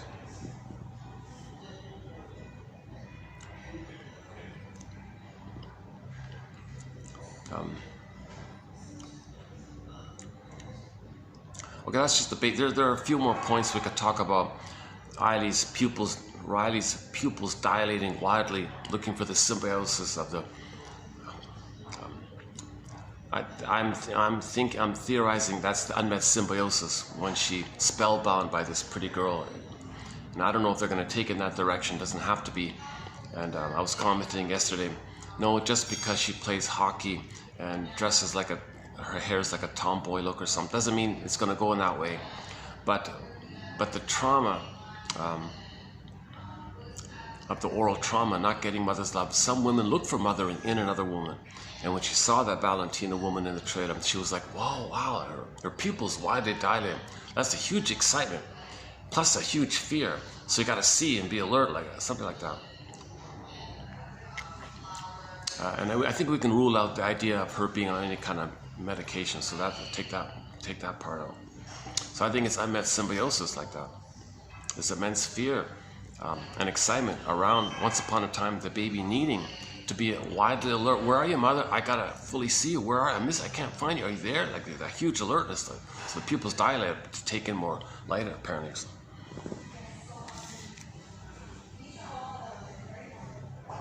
Yeah, okay, I'll leave it there. There's a few other points about it. So we'll update this topic about inside out films. Why did that come up? Why did we talk about that? Doctor, right? We were talking about, the quotes. These quotes come from doctors. Yeah, well, the quotes that we're posting here, most of them come from doctors. Yeah.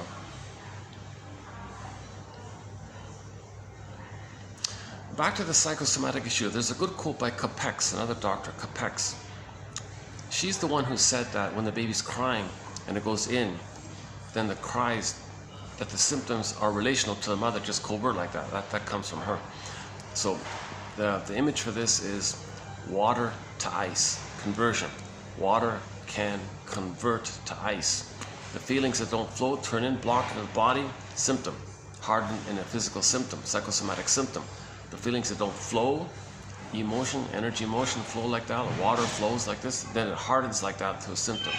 So just as the emotions, just as water might turn to ice, the emotions might get overly bound up in an organ like that. So many doctors said, these symptoms, they are an emotional communication. They're trying to say something. The person's trying to say something with these symptoms. Sarno says, if it's back pain, you're enraged at your mother. It sounds kind of simple like that, but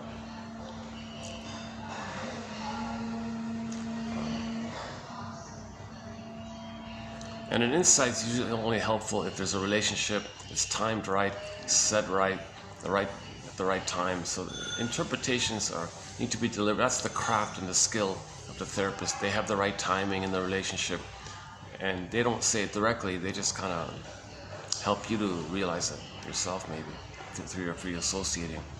So the client talks about something. Shrink just says, you must have a very good reason for saying this.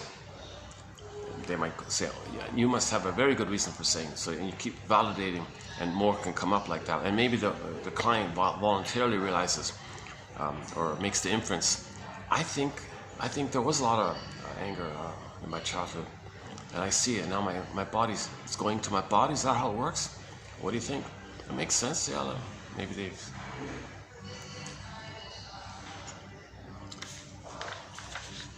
Is that coming up here? I think, you know what, in the next video, in 11, I think we have a quote about that, in 11. Yeah, in the next video, tomorrow, 28/11. Actually, I've got tomorrow's ones lined up. Okay, it might be in tomorrow's one or the one following. I've got a bit of a backlog of quotes.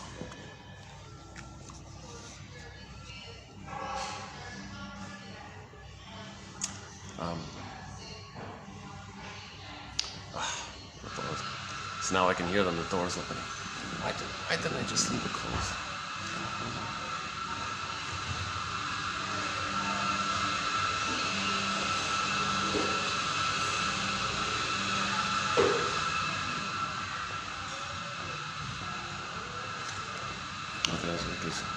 Yeah, I gotta think about that. That's a lesson for me. When I've got something good going, I gotta pause and just leave it. Just leave it. Don't change anything, because maybe I'm unconsciously wrecking it. Because maybe I was feeling anxiety about having something, and I was feeling. I was saying that to myself. This is too good to be true. I got a good setup here. I can't believe I was feeling anxious about it, and then suddenly I wrecked it with the head waiter there telling me this door can't be closed. No, but your colleague, actually, he was the one that wanted to close it to not disturb the meeting going on. And here you are disturbing the meeting. And me.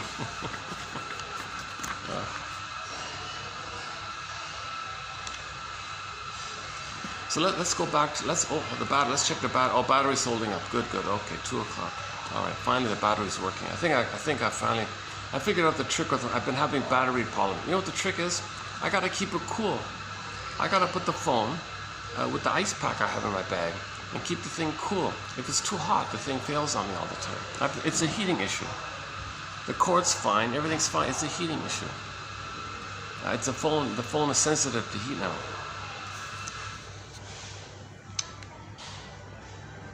So it took me 2 weeks to figure that out. So let's go back to the loop, the record. Memories are relational. Baby had a need, mother said no. Need's still there. Pain is there, but the need is still there. Conflict, inner conflict. Energy is devoted into this inner conflict. What's going to happen now? How does that work? How does a person try to get their needs met when the pain tells them, don't know your needs, there's so much pain around us, so don't know your needs. But I have the needs. No, don't know your needs, don't know your feelings, because there's so much pain there, but I have the needs. So there's a wish and a fear like that. Imagine this, let's call it the cry for love. He's crying for love as a ballpark phrase. Let's say he's crying for love. Imagine this tune, this cry for love. Baby's passive, mother said no. Baby needs mother's love, mother said no. Imagine it like a loop like that, and it's timeless. There's even a name for the chemicals that seal in or imprint in or etch in or stencil in or groove in that memory in the survival brain. And all the energies in that survival brain, so no time. Yeah, imagine this, let's call it the cry for, imagine a 45 disc record. As a metaphor, imagine one of those 45 disc records. Side B being the same song as side A, or there are no grooves on side B. The point is there's only one song on those 45 records. So the poor guy only has one song, this cry for love. Now it makes the person neurotic, because if you keep crying for love post the critical period of age 3, nothing post that time can be the needed motherly experience that was needed back in the nursery prior to that, in the original time. But you're crying for love, disappointed, crying for love, disappointed, because nothing post age 3 can be the mother experience that was needed back in the nursery. The wiring is kind of set in by age 3, more or less. Everything's etched in, stenched in. The temporal spectacles, Kant says, the spectacles are kind of created by that time. The traumatic script, the schema, the working model, whatever you want to call it. Intrapsychic is society. Relational, psychic templates of relational units, psychic templates, blueprints. Things are kind of set in, more or less. And then, and if there's trauma, you can imagine it's a painful setup in there. And you're going to see the world, distort the world, see the world through that spectacles. So you're distorting the present because you only see the past. And when you only see the past, you're going to replay the past and the present, hoping to change the past to get better spectacles. You want better vision, normal vision of what's called I'm okay, you're okay, whole object relations. So imagine this 45 record to call, okay? It's neurosis because the person's not going to see the present. They're going to distort the present through those lens. That's neurosis. Seeing the present as a new edition of the past, replay the past, instant replay of the past, a theater representation of the past. Always, yes, you cognitively can function in the present with your false self and all that. We're talking about the feelingful area and being connected to your authentic self and getting back your golden ball, that area. I wonder if I could close that door. Would the waiter get angry? I wouldn't mind closing the door again. Let's see. Is he around?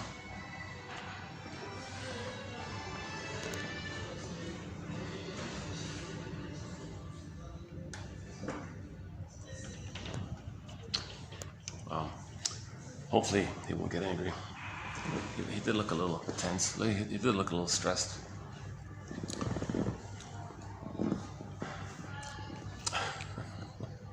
Well, I can still hear them. Maybe I can go up the road after all. Maybe it's not. It's still early, right? What is it? Just 2:05 here. Okay, let's spend a little more time here, and maybe I'll hit the pause button, go to the other venue, get another coffee, and I can do part 2, do the second half of it.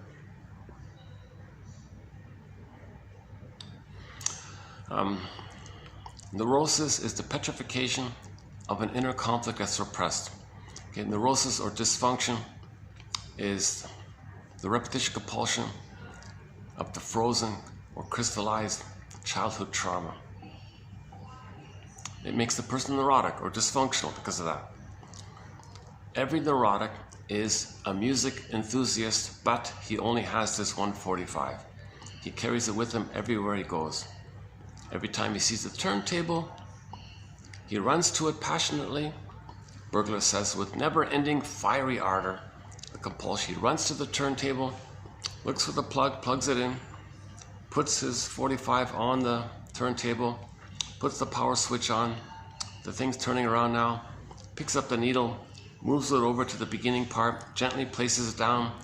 You can hear the scratches and the crackles and the scratches and all this. And he's going to play that tune, that cry for love.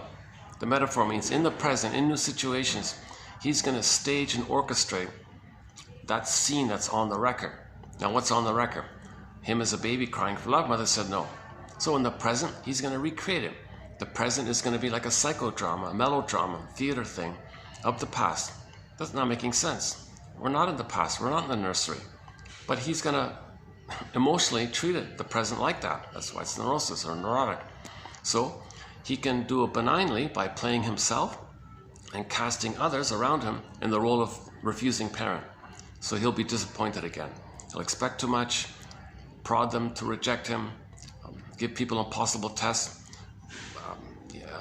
No person in the present can be the perfect good mother experience that was needed back in the childhood time. It's not going to work. So he replayed it. He was disappointed before, he's going to be disappointed again. Now he's doing this to know that he was disappointed. The purpose of this is to replay it, to know what happened in the past, to make the inference, This is the inferring mind doing this to us. We've got to make the inference. The inferring mind wants us, our conscious self, to make the inference. The inferring mind is saying, hey, you, make the inference here. I'm getting you to restage the past so you can know what happened in the past. Make the inference. So that's the more benign way. That's what the clingers and the pleasers do. Trauma post 18 months. But if the trauma is prior to 18 months, it's more complicated. If the person is traumatized prior to 18 months, a couple of things are taking place.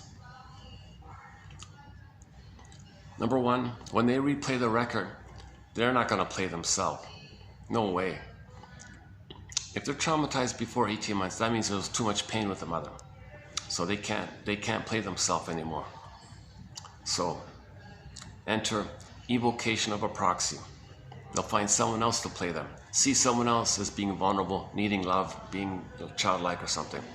Okay. Meanwhile, for their attachment needs, they had already identified with the aggressor. So they're going to be the shaming mother who says no to them.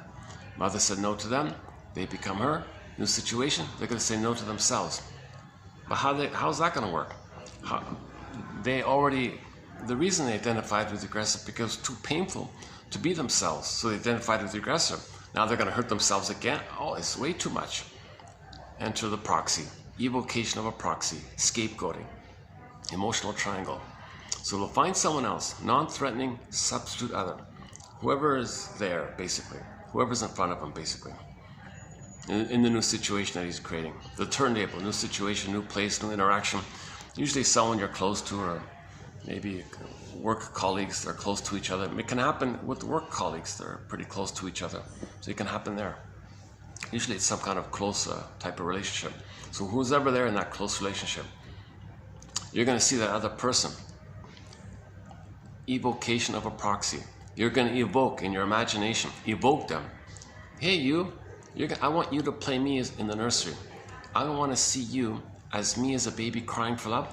I'm going to be the mother who says no to me. I'm going to say no to me. I can't feel the pain of it. So I need you to play me, so I'll say no to you. That distracts me from the pain of me saying no to me, because I'm the shaming mother that says no. So you play me, I'll shame you. That distracts me of me shaming myself, how my mother shamed me, because I've become her. So he shames himself again, but he's not aware of it really, because he shames the proxy and his attention is out like that. So he distracts the pain within. It's called the defense mechanism. Defense mechanisms means you feel these old pains, you don't want to feel it, so you do something. So when he shames the proxy who plays him, that helps him to not feel how he's hurting himself again, the way his mother hurt him, and reliving how the mother hurt him, because that record is timeless. He was a baby, mother said no. He was a baby. Mother said no. New situation. Someone else play me as a baby. I'm going to play the mother says no to you. Me, you. That's just part A. He still has unfinished business with the mother, right? So how does the person be the mother and fight with her if he is her? How's that going to work? So after he shames himself, using the proxy to play him, hocus pocus, auto-hypnosis, double focus, flip-flop, Alice in Wonderland, up is down, left is right, poof, morph, magic like this primary process world. In this dream imagination world, myth and fairy tale world, morphing, shape-shifting, all this, the one you just shamed, the one who just played his baby innocence, and he shamed his own baby innocence. He shamed his own soul, in other words. He hurt his own soul. Someone played somebody to hold his own soul. Once again, proxy means somebody who plays a role for you, feels for you, does something for you, or has some identity of yours. And that proxy person was your childlike with your soul. And you shamed it. So, like, whoa. And then what do? You poof, morph, flip-flop, shape-shift, the one you just shamed. Suddenly, instantly, you'll now see that person, that proxy person, as your mother who hurt you back in the nursery. Now you see the one you just hurt as the mother who hurts you. Now you play yourself fighting with your mother. Now the poor proxy person can't say, the proxy person can't say, hold the phone here. Number one, I'm not you from the nursery. And number two, nor am I your mother who hurt you back then. Now the person doing this can't admit a feeling. He's in survival anxiety. He's just in this manic mode to change the mother. He's still at that place, mother, come on, change your ways. Now, what in the original setup was when he was hurt by the mother, he was afraid of her, of course, then he was enraged at her. In his rage at her, he had the fantasy that he can control her, possess her, maybe devour her, oral rage, greed like that, and then by doing so, maybe he can control the mother, subdue the mother, something, change the mother. Come on, mother, be a loving mother. Don't use me to take care of you. Don't shame me because you're using me in your past drama. Oh, cunning tick, be a loving. I need a loving mother. Please, mother, change your ways. So he creates that thing in the present again to continue this unfinished, relentless battle, struggle with the mother. So the proxy plays the mother now, and he plays himself fighting with the proxy, thinking the proxy's the mother. This psychosis thinking, psychotic thinking. I get it. We get it. But he's not aware of it. So now he'll want to emotionally control the other person, thinking if he can emotionally control them, that's like him being a baby trying to control the mother. So the proxy person is going to resist all this. It's going to fail. Again, that's for him to know that it failed originally. That originally as a baby, he failed to change his mother, to save his mother, make his mother be a loving mother. He failed. He tried everything. The baby tried everything. First, he tried to become her, to accommodate her. He hated him. Angry at her, but now wants to change her. It all failed. He recreates it in the present. It's going to fail again. Okay, that's sort of the gist of it. I could spend more time on it. That's sort of the gist of it. When the stingers replay the record, the evocation of a proxy, the other person plays their innocence, which they shame. Then they flip the proxy person into the mother who hurt them back in the nursery. Now they play themselves fighting with the mother. And none of this works. And we call them the stinger personality patterns because they're hurting themselves and they're hurting others. So they're hurting others like that. The clingers and the pleasers don't do that. They play themselves and just get rejected. It's kind of simple like that. That's called direct. The stinger one is called negative magic gesture or identification with the aggressor, or the talionic. You want to use the talionic idea sort of embedded in there. The talionic feeling sort of comes from that area of identification with the aggressor. Now, yeah, once again, if you point out to a stinger personality pattern, what you're doing is hurtful. They'll enter the BPD mind. House of mirrors, flip-flop, now you see me, now you don't. Catch me if you can. They won't admit a feeling because they're in survival anxiety. They'll blame, flip, accuse, find your vulnerability, and pour salt on it. Where's your wound? I'm going to pour salt on it. Distract you. Don't blame me. I'm in survival anxiety. I'm the baby who needs mother's love, and I'm fighting for mother's love. Don't make me responsible for anything. No, but really, in reality, you hurt that. You were hurtful with that comment you said, or that negative thing you said. That was hurtful like that. You're hurtful. You twist it around. He's in survival. He's in the panic of how a baby's in panic when the mother is putting is force feeding him or withdrawing the nipple prematurely, if there's a real struggle with the breastfeeding.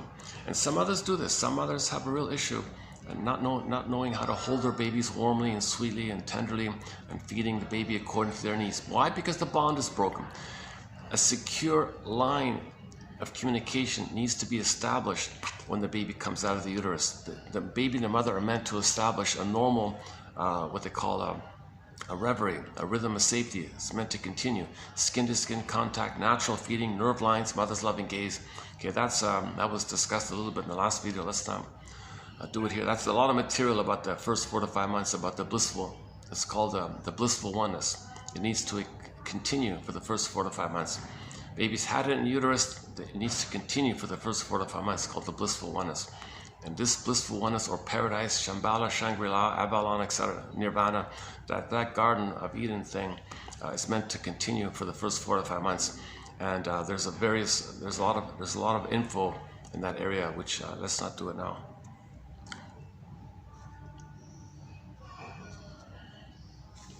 Hold on a sec.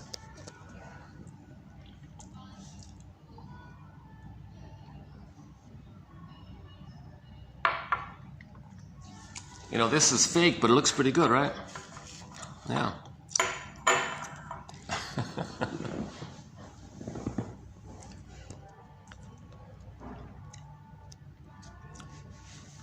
Oh, the other hotel up the road, 5 kilometers down, they use real flowers. And they change them every day. It's kind of amazing.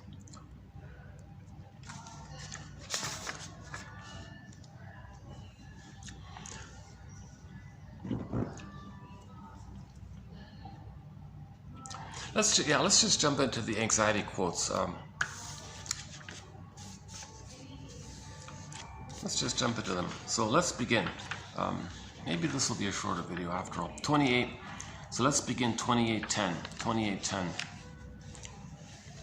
So one of our chapters in our encyclopedia is anxiety, and we have some quotes in already. So we'll add some more here now. Yeah, let's begin. Anxiety. Anxiety is often confused with the emotion of fear, and yet they are not synonymous. For fear means a justifiable apprehension, and it does have a direct factual causation. Fear is realistic, demanding action on our part in response. How does anxiety arise in people? It must, at some moment, have had an actual basis. It must have been caused by a real experience, one in which the person was in fact helpless, powerless, in which he could not assert his agency or power, but had to rely on the power of his mother. Anxious apprehension, neurotic worry, or anxiety. Its chief basis is the all-pervasive dread that the neurotic structure, initiated temporarily in childhood as a self-protection, is, in reality, an essential and permanent disguise in all human relations. That's not a bad one. And this is also from the same author from yesterday, Yvette DeForest, Ferenczi's student. So Riley had basic fears early on, direct fears. She was in danger with the mother, the breast mother. There was a direct, real fear like that. So she reacted in a real fear like that. Now all of these old real fears are still alive. They're still living. They're unprocessed. She disassociated, fears in a bottle, the soul is frozen. She did all these things in relation to that. Now at age 13, anxiety represents the re-triggering of all those old unprocessed infantile fears with the mother.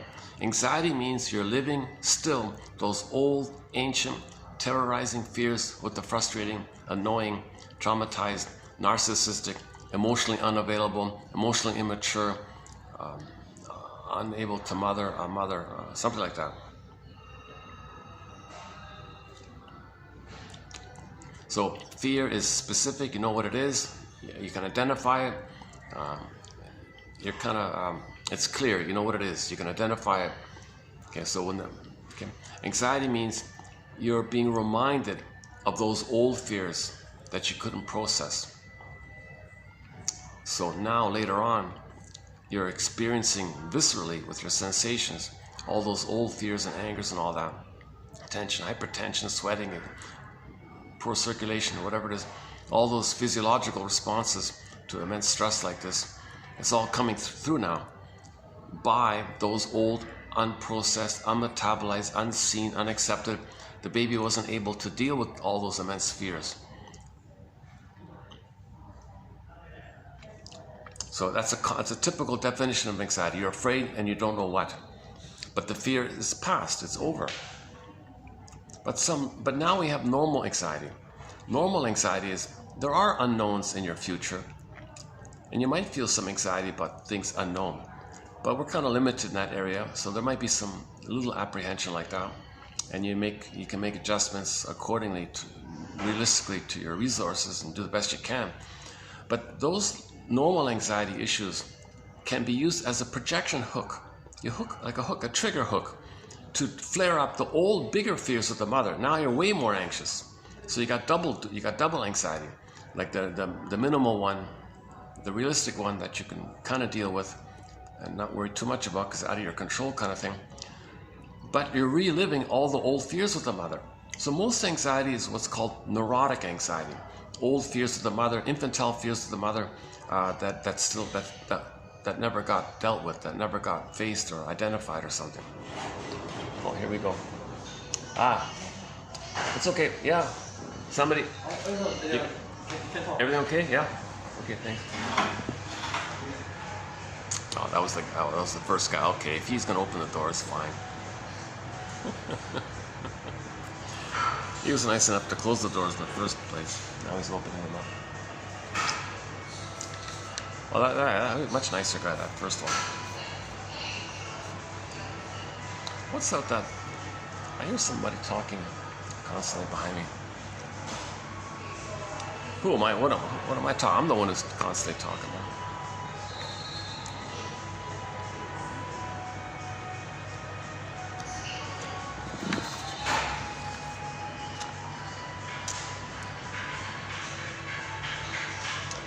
Yeah.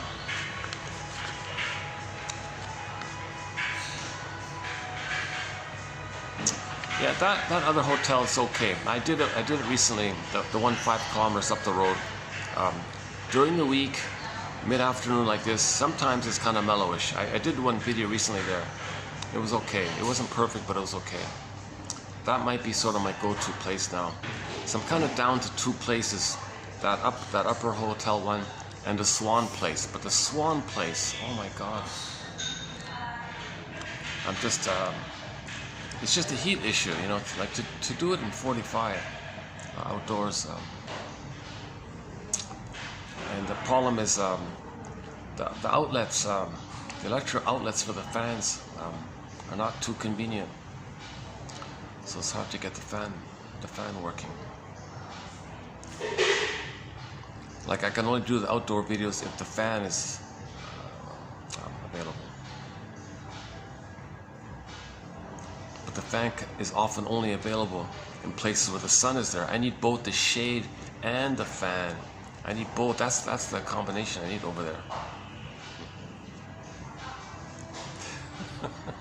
Why am I telling you this?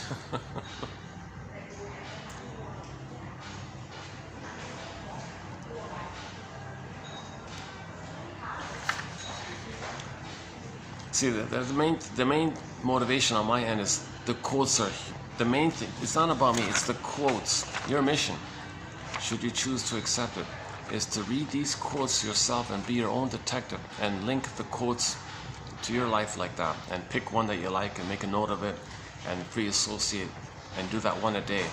Robert Bly's advice, to read psychology every day for 10 minutes. And so every day pluck out one quote. So we have 1,000 videos here, 10 quotes on average. Today's sort of an exception. Yeah, there's more. Yeah, today's a bit of an exception. Let's see, what do we got today?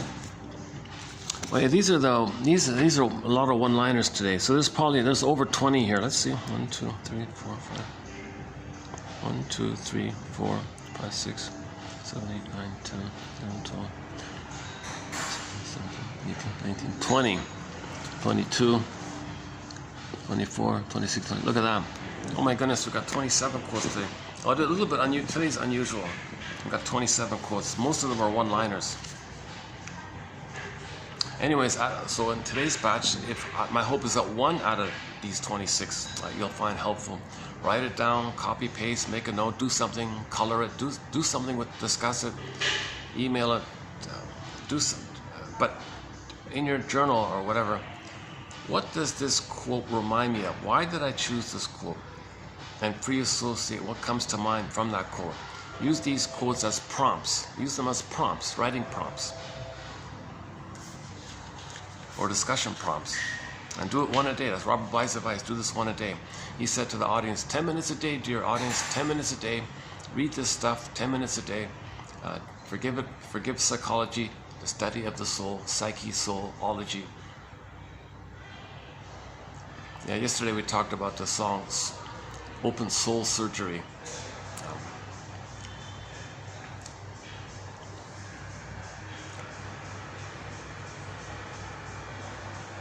I think that singer with Ron Tabak who sang it, it was a cover of April Wine's song, but Ron Tabak was singing it.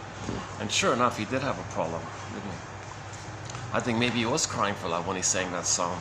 Help, I need open soul surgery. I need soul surgery. I need open soul surgery. Help, help. He was psychically bleeding. He was emotionally bleeding. He was in pain somehow. Yeah, I think he was kind of crying for love, crying for help.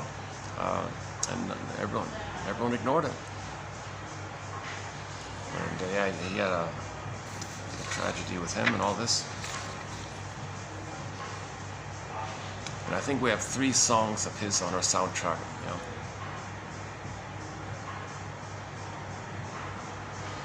Yeah, I talked about him yesterday. Yeah, he's most famous for the song "Cover Girl." He wrote a song about a tragedy story about a countryside girl who lost her way into this dark underworld kind of thing. And something tragic happened to her. So he wrote a song about this cover girl, because at one point they put her on the cover of a magazine or something. His other famous song was the Spaceship Superstar. Oh, yeah, because the other place, there's lights on the roof, looks like I'm on a spaceship. It reminded me of his song called Spaceship Superstar. I'm a spaceship superstar.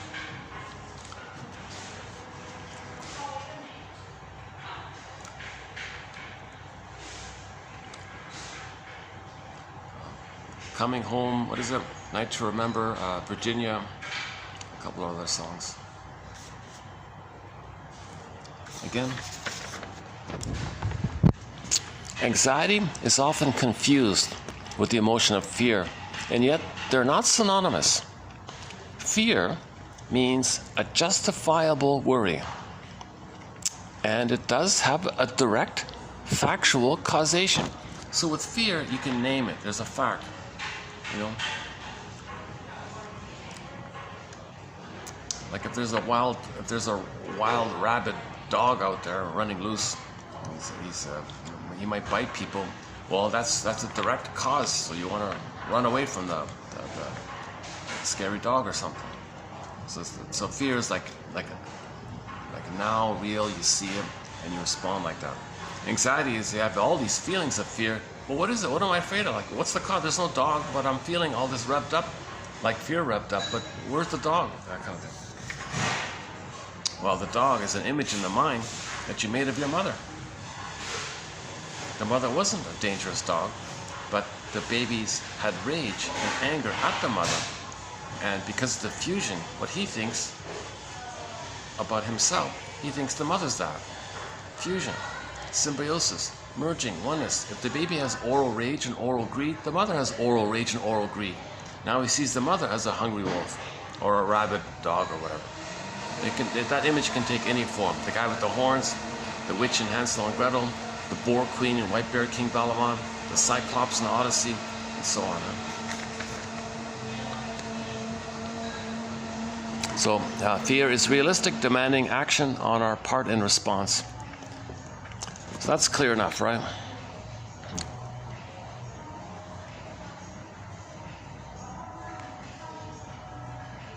Yeah, so in the Inside Out 2 trailer, Riley was going to take the mouth guard, and fear jumped into action. Wait a minute, oh no, she was going to play without the mouth guard. Danger, fear, you need the mouth guard, need the mouth guard. So it was a clear thing he identified. Riley was going to play on the ice hockey, but she forgot her mouth guard. Fear jumped, I gotta get the mouth guard, gotta get the mouth guard. So that was a clear kind of thing like that. So he was anxious. He had the stress response because he identified what the fear is about. You know, without playing ice hockey without a mouth guard. So fears like that. Okay, next part here. How does anxiety arise in human beings? Anxiety must, at some moment, have had an actual basis. So if somebody's anxious, it's not a made-up thing. There's an actual, factual fear basis for the current anxiety. Anybody who feels anxiety, whatever form it takes, psychosomatic symptoms, personality, negative personality, narcissistic pattern, bully pattern, Iago, but these are all narcissistic-based, fear-based, hate-based personality patterns. Of course, anxiety is whatever form the anxiety takes, as a trait, as a personality structure, as a symptom, as an attitude, as a belief, whatever the anxiety is, manic eating, stress eating, shopaholic, workaholic, manic behavior, whatever the anxiety is, age of anxiety, whatever the anxiety is, there is a factual basis in the nursery. It traces back to the fear, the immense persecutory fear with the mother. The baby thinks he's not going to make it. If the mother's rough handling him, the mother's rude to him, angry at him, blames him, shouts at him, treats the baby as her mother, and now the mother's fighting with the baby, thinking that the baby's her mother. Hold the phone, mother. I'm not your mother. Mother doesn't see it.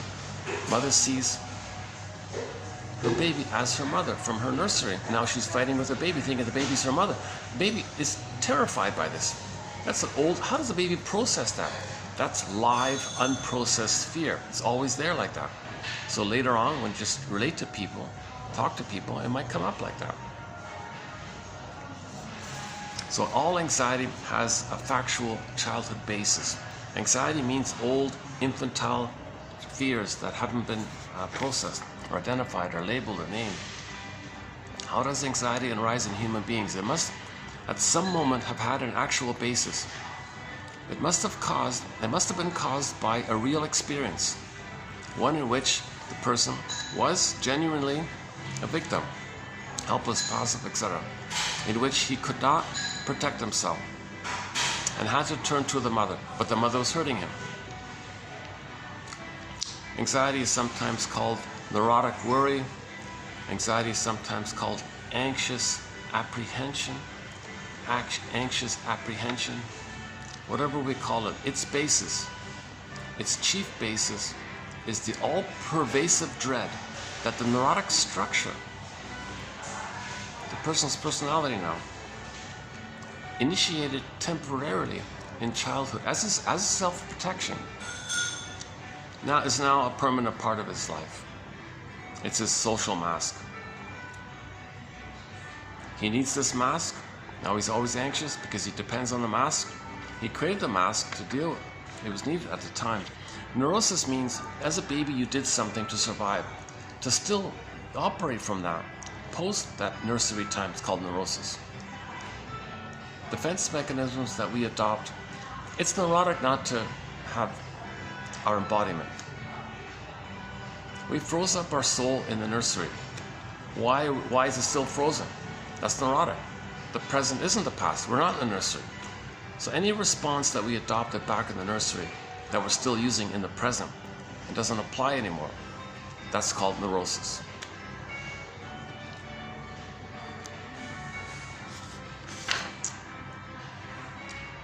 Just a little footnote here. Anxious, the word anxious is an adverb. Anxious is an adverb. We feel anxious. Feel is the verb. How do you feel? The answer is the adverb. I feel anxious.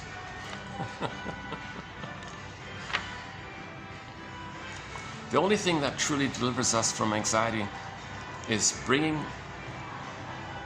to the light our infantile fears.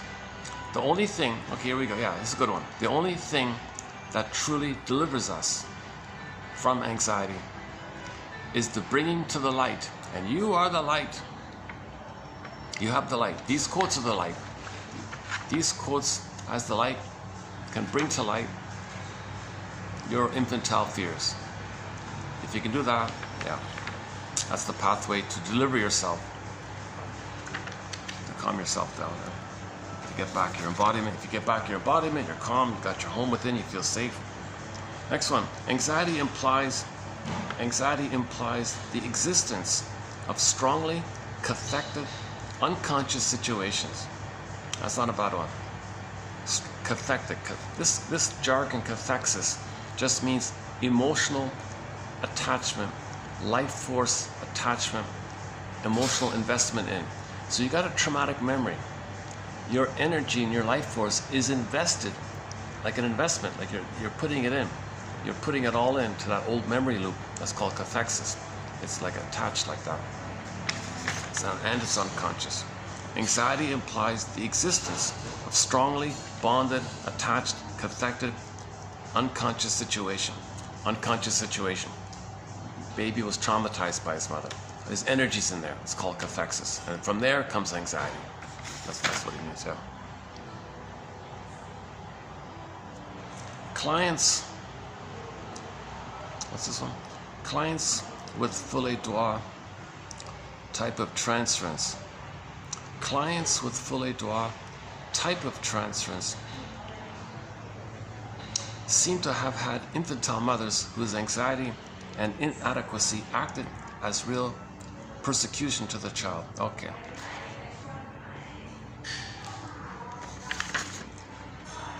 So people who get into these kind of folie droit kind of relationships with people, spellbound, can't live with you, can't live without you, you drive me crazy, these kind of folie droit kind of things. Okay, the madness of excessive, extreme romantic relationships, because the source of all that is the unmet symbiosis. You're trying to get symbiosis from somebody in the present, the way a baby needs it with his mother. That's crazy making stuff, right? So if somebody has this folie droit type of transference, like maybe Riley is going to have that with Valentina. We see a glimmer of that in the trailer. Riley sees this beautiful, older, attractive woman and all this, and she's like already in this, her pupils dilate, and she's already like maybe leading to that kind of folie droit madness where she's going to obsess about her, think about her nonstop, can't do anything without her approval, because she's still trying to get that oneness with her. So that the film could go in that direction. We don't know. But it's a good point. Anybody who's involved in all these mad love scenarios, okay, that means the person had an infantile mother. An infantile mother. And when a person has an infantile mother, that's persecution for the child, called persecutory anxiety, the source of later on generalized anxiety. Because the immense anxiety with the mother disperses, and it's generalized anxiety like that. Karen Horney, one of our mentors, Karen Horney saw the neurotic goal as an important source of anxiety. Okay, the neurotic goal. So any neurotic goal is anxiety-based, of course, because you're still responding to the old fear with the mother. Recreate that old fear with the mother present. Try to win her love. It doesn't work, so that's all it means. So this could be the neurotic pride, the neurotic approval, neurotic, etc. The analyst's empathic attitude gives the client a feeling of closeness, decreasing the basic anxiety of the client, making repression less necessary, and freeing energy for ego. Okay, so first things first, the client and the therapist has to calm down here, take a breath kind of thing. Then you can think more clearly. So that's why therapy is a unique thing. Can the therapist, for the first time in the client's life, help the client for the first time in his life have an enduring, trusting relationship? That's very calming. That's very calming if somebody can finally have like an enduring, trusting relationship. They're neurotic. Most neurotics never had that. Their relationships were utilitarian, convenience. Intimacy was just used as defense against feelings, you know. So they're not emotional connections, right? Oops. A fly must have gotten in here somewhere. Is there a fly here?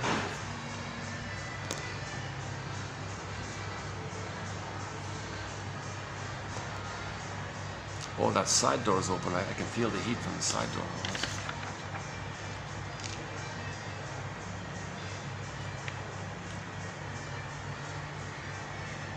He asked me to do this video. I couldn't do this outside. Oh my God. Actually, now it's not bad. Actually, what's the time now? Let's see. Let's check the time. 2:40.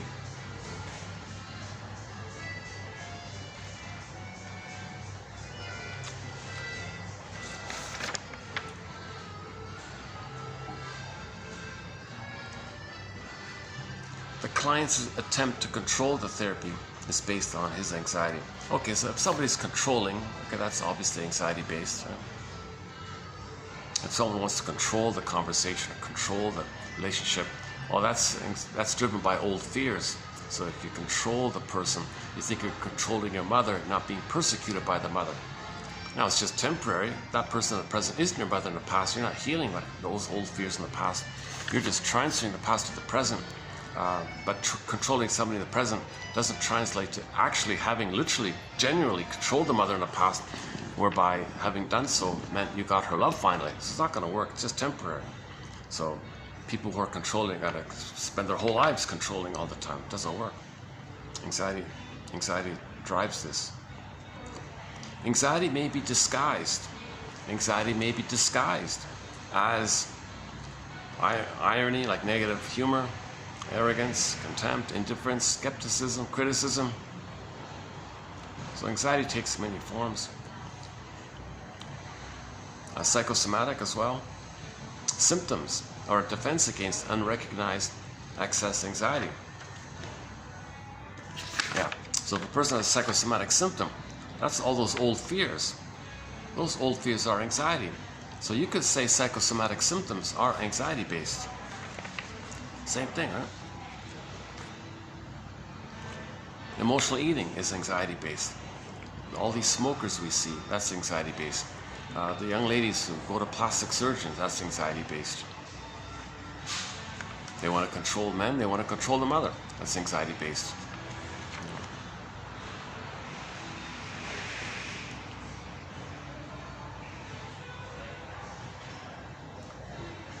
It is probable that all anxiety stems from the unconscious dread that the neurotic transference element in the repetition compulsion may prove dangerously true after all.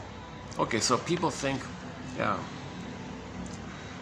So when you repeat the trauma with the mother and replay it again and again and again in your life, you're operating from the belief that it's going to happen again. It already happened, it's over, but you think it's going to happen again because there's no time.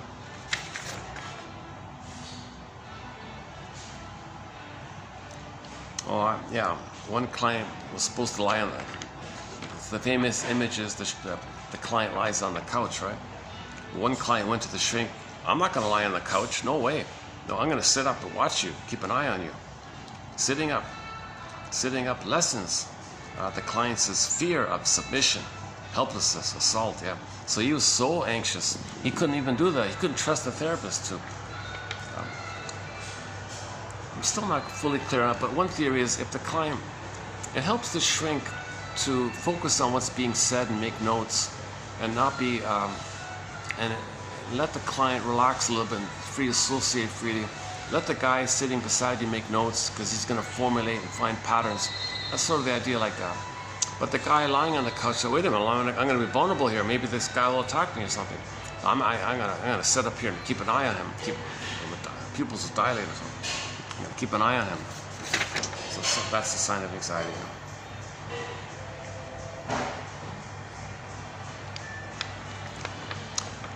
Emotional eating, yeah. Emotional eating. Why do I eat when I'm not hungry?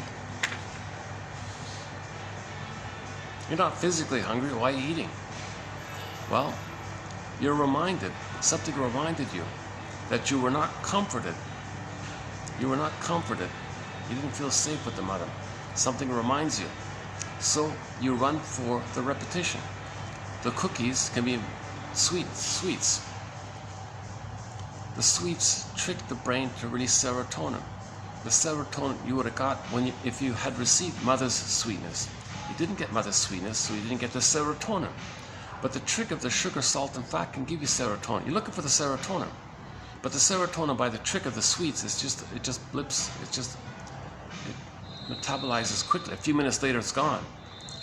What you're missing is the psychic structure of a memory network that releases a constant, steady, normal stream of serotonin as an ongoing flow like that. So you're always calm like that because your mother nursed you properly, held you properly, and provided maternal sweetness.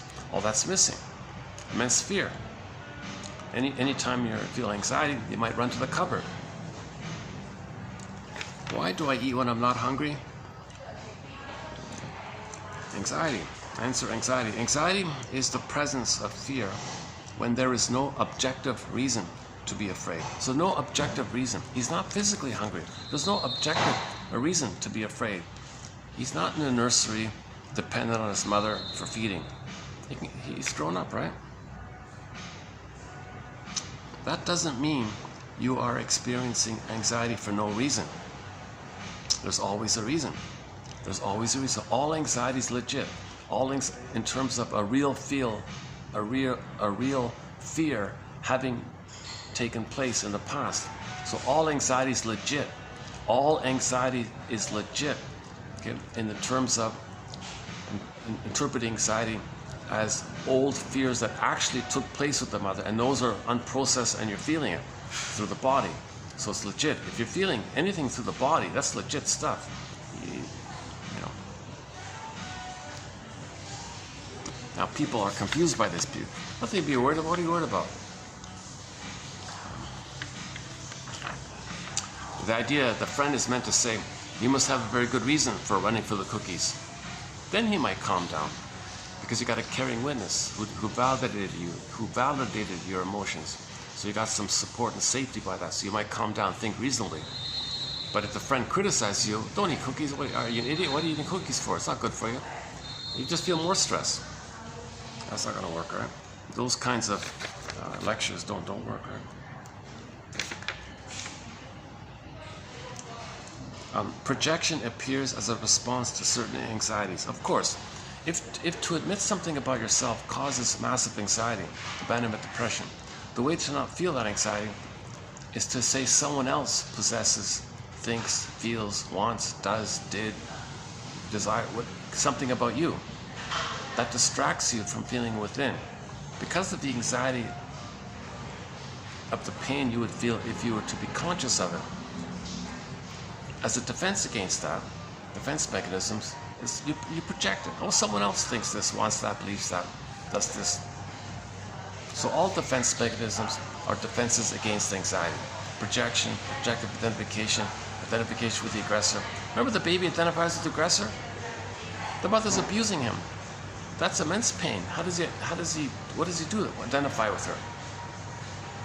Out of that fear, he identified with her, now has that constant live fear going on called anxiety.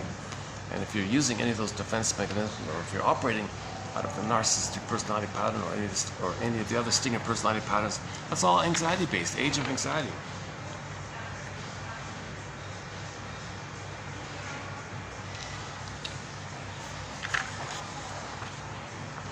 We mentioned this symbiosis one, the Folie d'Or one, or Riley and Valentina, right? Part of what makes falling in love so intoxicating for many people is re-experiencing oneness. So Riley had some oneness with his mother in the uterus at birth, maybe shortly afterwards, but it was not enough. Riley was prematurely ejected out of the symbiotic oneness with the mother, so it wasn't enough. So if she meets this woman who reminds her of the mother, she may get that blissful, intoxicating feeling called falling in love, right? Or transference love. Part of what makes falling in love so intoxicating for many people is re-experiencing the oneness. if you haven't had enough merging as a child, you might try to hold on to the sense of oneness. This will cause trouble because if you can't see your partner as separate from you, you can't really be attentive to your partner's needs. It's not going to work. The person in the present is a person in their own right. They're not the breast from the nursery, so it's not going to work, basically. I'm saying it kind of bluntly here.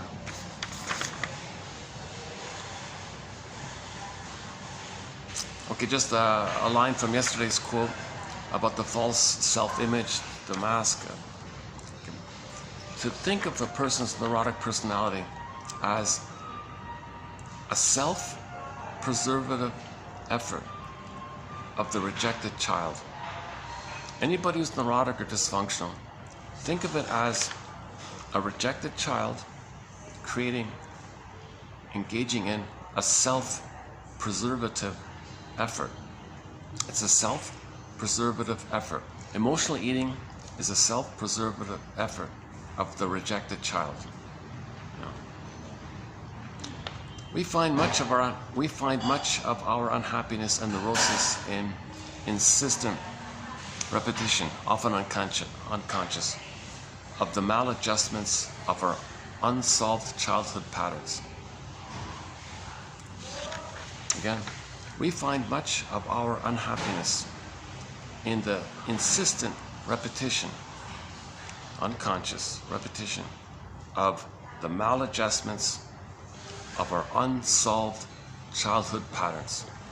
So that pain with the mother, repetition, repetition, repetition. So we're not happy like this. That's why joy's in a bottle and anxiety's at the console.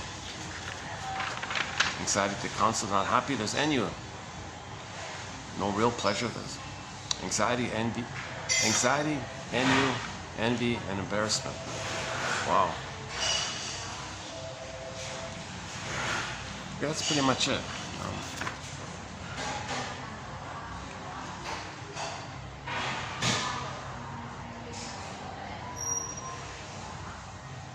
Emotionally, okay, this phrase, emotionally absent mothers.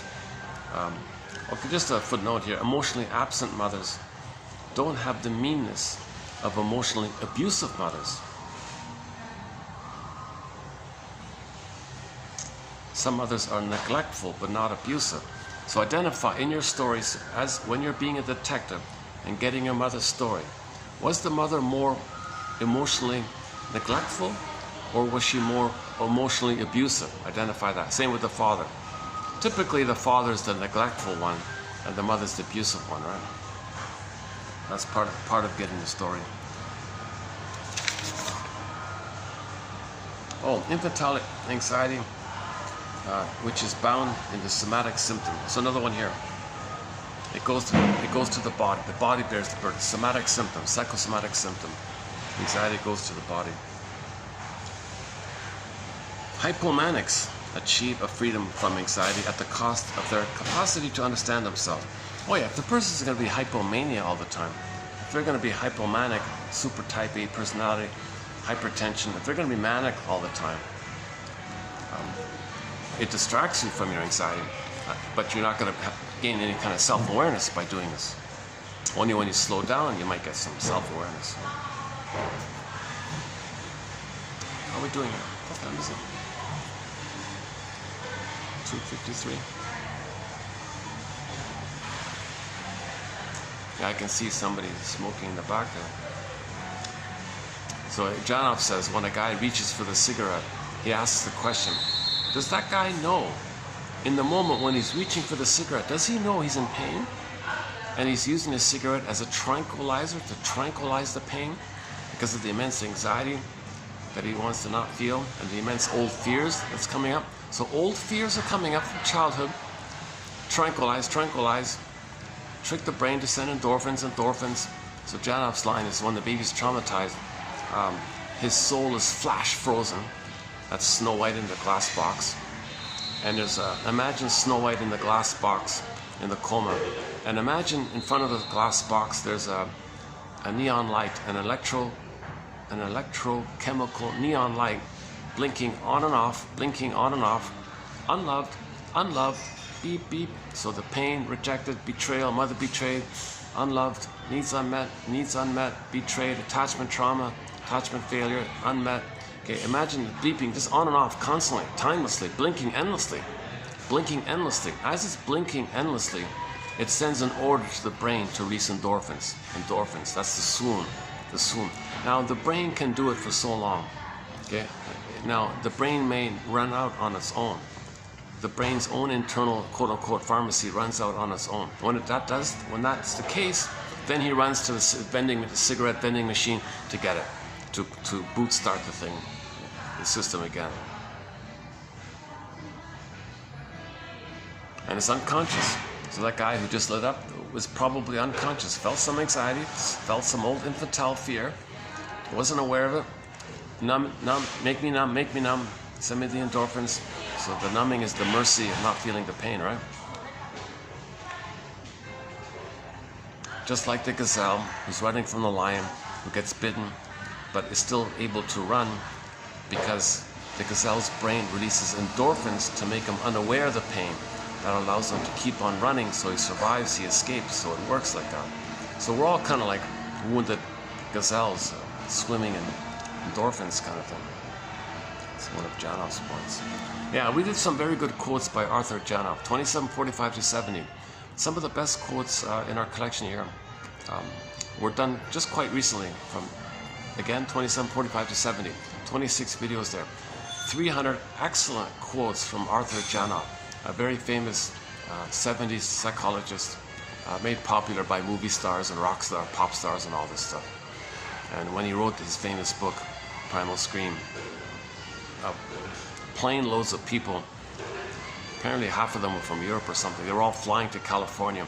Oh, please, Mr. Janoff, help us heal from birth trauma, prenatal trauma. I've got all this anxiety, I don't remember it. I got all these symptoms, somatic symptoms. Body temperature is too hot. I got shallow breathing, poor circulation. This is all birth trauma, right? You know how to do this. Okay, he was flooded with demand, so a whole industry of shams that came out. Oh, just beat the pillow. That doesn't work. Blowing off tension is not feeling, is healing. It's not a genuine catharsis if you don't link memory and feeling. If you don't find your story, you got to be conscious. So there's a whole discussion about this from 2745-70, plus in a very important 3-video tag-on following a post-it from 71 to 73, clarifying this term about catharsis. So the core 300 quotes plus 300 quotes by Janoff, and then the 3 tag-on. And then just keep going after that. We got today we did some quotes by Henry Hart, and we've got some other good quotes by Henry Hart.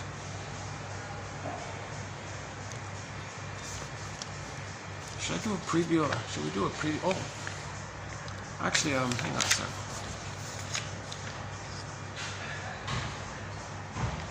Yeah, I like this one here about repetition compulsion. Here's a good conclusion by Yves Hendrick. Not Jimi Hendrix, Yves Hendrick. Each neurotic repeats his neurosis. The analyst has vastly more opportunity to observe that the neurotic's unconscious emotional attitude to very different environmental situations is repeatedly the same. The same drama is played repeatedly with different casts and sets. What the client needs is a better play, not the effort to make a success of the old play with new actors and scenery. It's neurotic to restage the problem with the mother in the past, recreate it as a theater thing, to metaphorize, symbolize, as if eyes, melodramatize, psychodramatize some symbolic, imaginary, dreamy of the past, thinking it is the past, trying to change the past. We repeat with some misguided attempt that we're somehow going to get the love, that we're still going to somehow get the love because we're still in that place. So we don't need this old traumatic script in a new scenery, in a new cast with new people, but you're still with that old loop. We need a whole new play. To make that transition, you got to free up your life force. You got to decathect your life force, which is overly invested in that loop. Identify the loop. With the safety of talking to somebody and the free association, you're finally able to give the past events a time and a place, capture it, lay the ghost to rest. Life force is free for the present. Now you have the new play, because now in the present you're going to express your authentic self gradually, bit by bit, from there.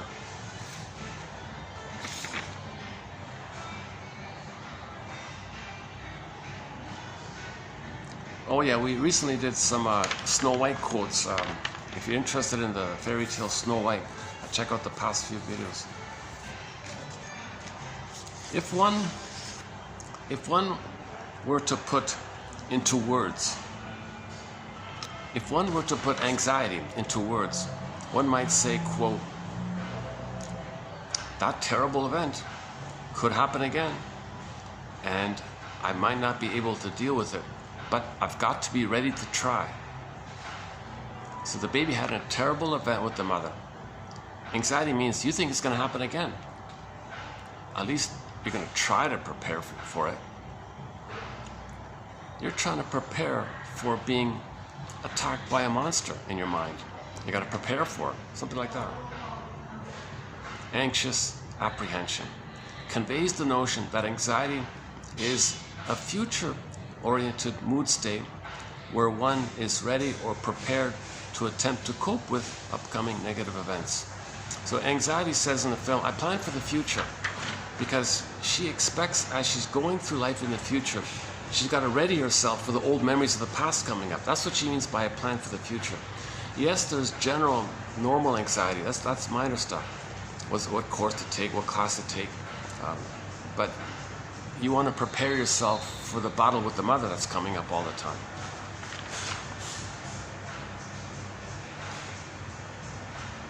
This is best reflected in the state of chronic over-arousal, which seems to characterize anxiety, and those who present with anxiety. This arousal may be the physiological substrate of readiness, which may underlie an effort to counteract the original helplessness.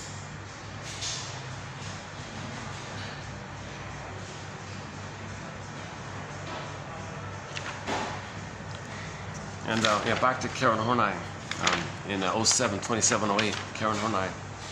I won't read the whole thing, but the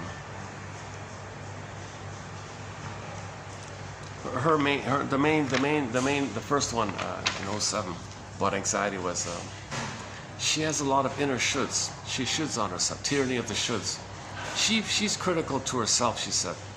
So when she's speaking to the audience, what she does is those shoulds that she has on herself, she projects those shoulds onto the audience. And now she looks at the audience, oh yeah, audience, you have all these shoulds on me? I'm going to defy you. I'm going to rebel against you.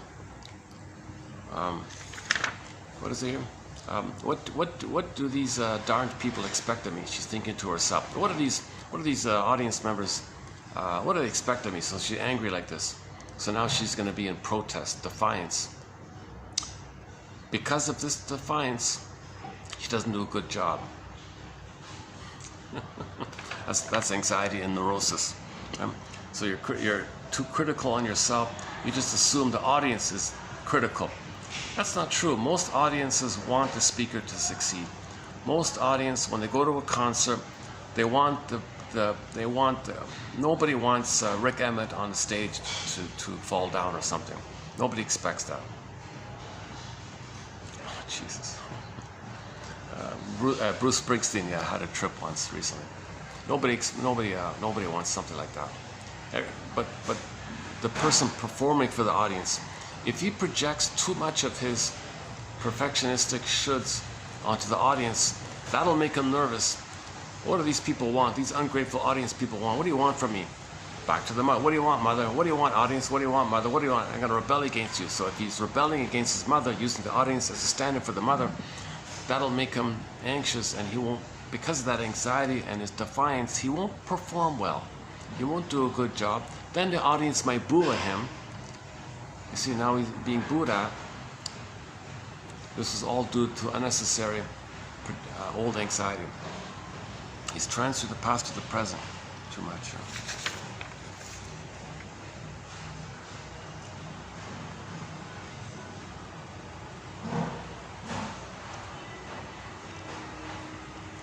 Yeah, okay, I'll just leave it there.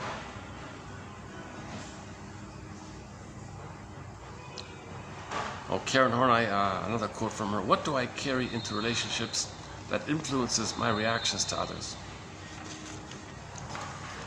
Should we maybe do a partial preview of tomorrow's quotes?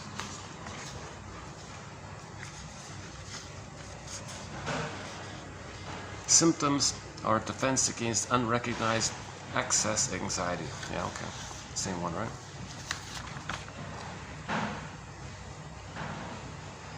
Anxiety is a sign or indication of an underlying condition. Underlying is an indication of an underlying condition. The underlying condition is childhood trauma. Anxiety is caused by excessive physiological activation.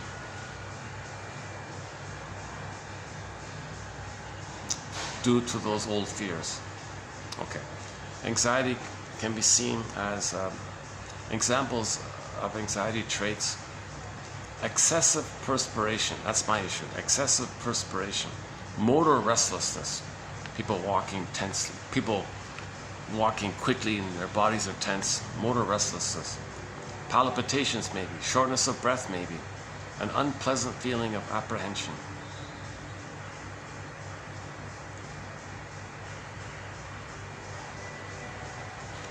Oh yeah, projection, yeah.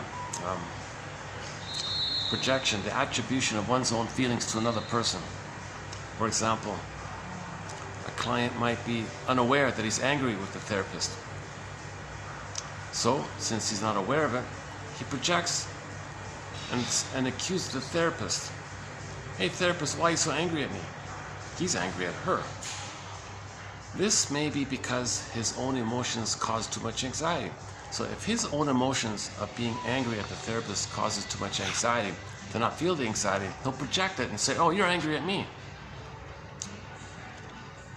So the anxiety leads to projection. Projection is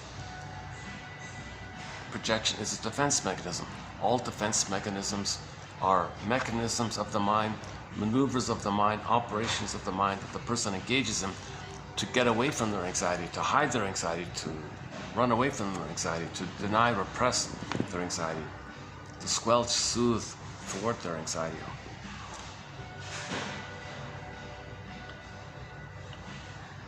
Anxiety is due to the suppressed or repressed affect trying to force its way through egotistical resistance. Yeah, so this is it's trying to get your attention, you know. Like our defense mechanisms can buffer it, burglar calls it like a sponge. It can kind of absorb it or something, but it dries out usually at midlife. At midlife, our efforts to run away from our anxiety, that's when Poseidon in the Odyssey speaks to Odysseus. Usually at midlife it comes up. It can come up with the Freudian slip. You're talking to somebody and you say some obnoxious thing. All the anger from your trauma that you buried, you're talking to somebody, you feel safe with them, it's coming up. You can only repress it for so long. At midlife it wears out. Burglar says it dries out or something. The sponge dries out, he says.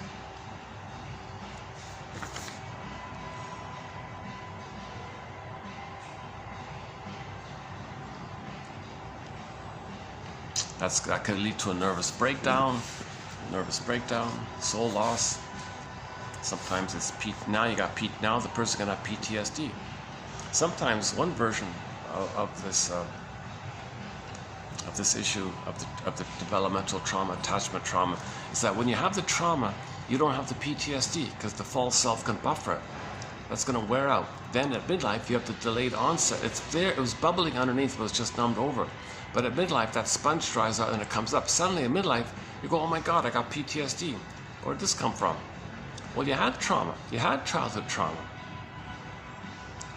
But the PTSD symptoms isn't there immediately in that moment, like there is in a like an earthquake or some situational direct thing. The child had the earthquake with the mother, crushed by the mother. But he's able to do other tricks of the mind to kind of bury it. Those tricks of the mind, called personality, neurotic structure, functions as a scaffolding, a sponge, whatever. At midlife, it dries out. Then suddenly it may fully come up. It may come up briefly with Freudian slips. It may come up with some psychosomatic symptoms. It may come up with a hunch that something's missing. But the more overt way is when there's a nervous breakdown or suddenly the full onset of PTSD. Now at midlife, the person reads the list of symptoms on the PTSD and checks every box almost. Oh my God, yeah, hypervigilant and sleep issues and irritable and eggshells and this stuff, right?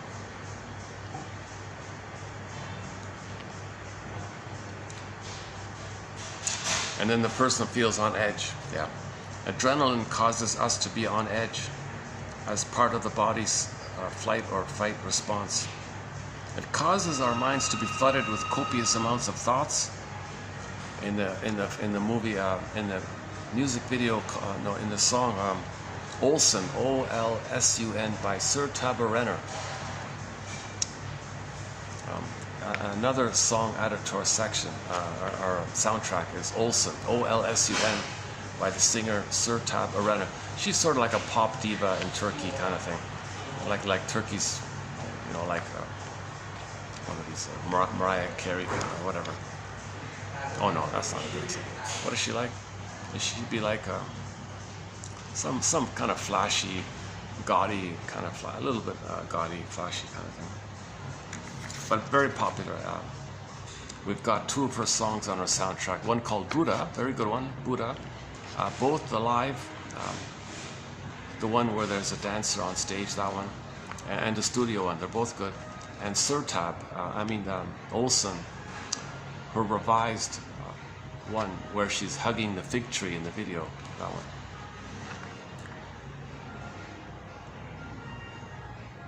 Oh yeah, in that song, Olsen, she's talking about being triggered of mother's not around. So the relationship broke up. She was triggered of the old separation losses of her childhood. So her mind was racing, a rushing river of thoughts, trying to attenuate, trying to process, trying to understand, trying to metabolize. When it can't, well, create some beliefs to repress it. Copious amount of thoughts, as well as causing physical changes on how we operate. An anxiety condition can confuse the brain when it comes to defining literal danger and imaginative danger. Yeah, so your anxiety tricks your brain to respond as if there's an actual danger, because there's no time. See, that part of the brain doesn't know time.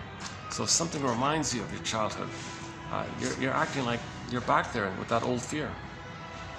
And then you get the physiology in response: body armor, body tension, manic behavior, sweating, shortness of breath, palpitations, motor restlessness, emotional eating, cigarette smoking, running to the beer store, speeding, aggressive driving.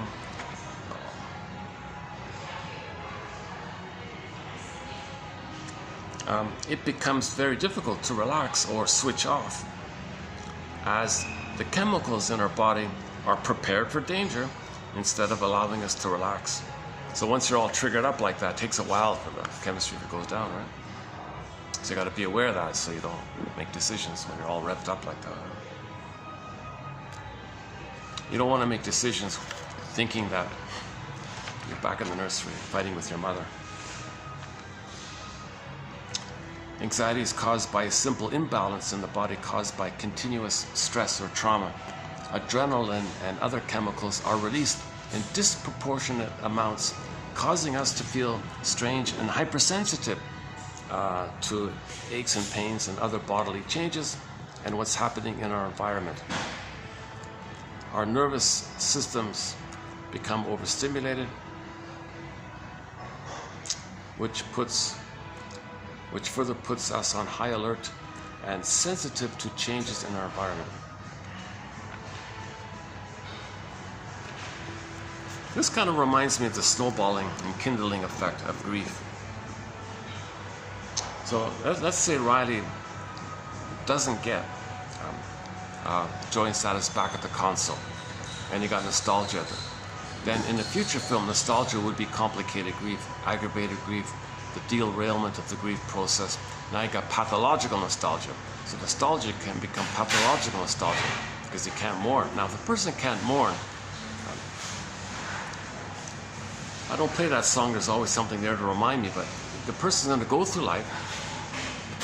When there's any kind of loss, it's going to trigger up all those previous losses.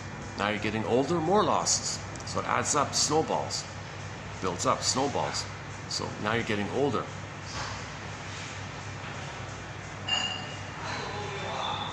Now because there's so much pain going on, and now you're in PTS mode, littler things can trigger all those old losses. So that's the kindling effect. Then the person becomes a curmudgeon, a Grinch, a Grump, a Grooge, a Scrouch, all those characters. So they're not an elder or anything. They're still hyper-reactive. So all the losses they never processed. So they never went on the second journey, really. They never went on the second journey, the midlife.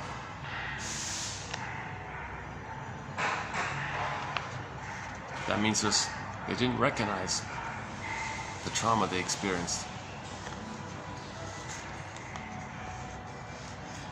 So maybe adult children can do their parents a favor. Hey, look, you guys in your 70s, you guys have trauma. Masterson said you can begin the second journey at any age. He said in his book he had a client, the guy was in his 80s, and in 2 years he got back his golden ball. So you can begin the second journey of midlife at any age, really. Usually it's post 35.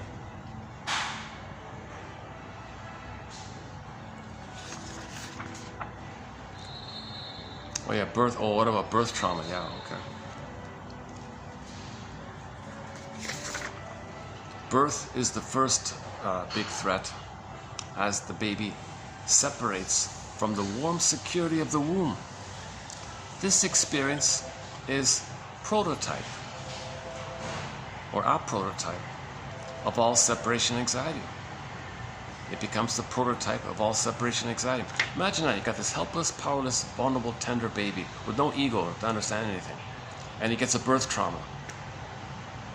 Any kind of transition may trigger that old birth trauma.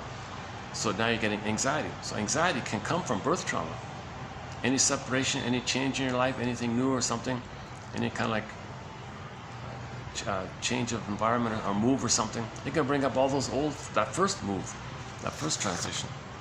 Life is characterized by a myriad experiences of loss, but they come the hardest when the baby's nascent little undeveloped ego is struggling for survival and is least equipped to handle the shock.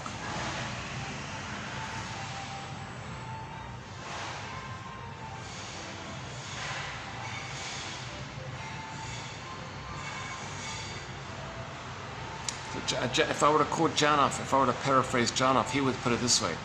He'd say, the baby's trying to come out of the womb. He's doing his thing, coming out of the womb. Okay, the contractions are there. He's going to make the transition out of the canal.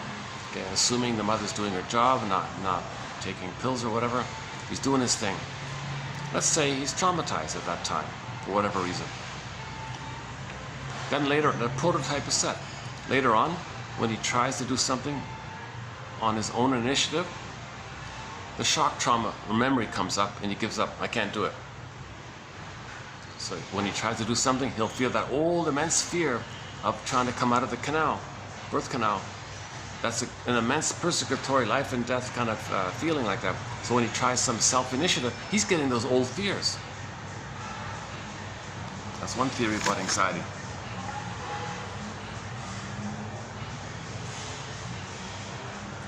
Just leave it here. Anxiety is caused by unresolved childhood relationships.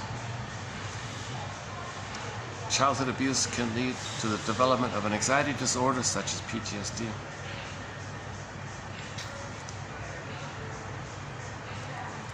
Okay, this one, I wasn't going to include this one. It was sort of an honorable mention kind of quote, but because we're talking about the Disney film, the Riley one, she's a teenager. Okay, let's include it. So this is sort of related to the transition from childhood to teenagerhood, but you're not an adult yet. A great deal of adolescent anxiety. Now this is now normal anxiety, right? Adolescent anxiety. So we're not talking about neurotic anxiety per se. Here's sort of the regular, general, generic, normal anxiety. A great deal of adolescent anxiety is due to a condition that can be called contextual dislocation. Context, dislocation, dislocated. New context, dislocated. Oh, somebody coming in. Uh-oh, did you lose something? Somebody's looking for something.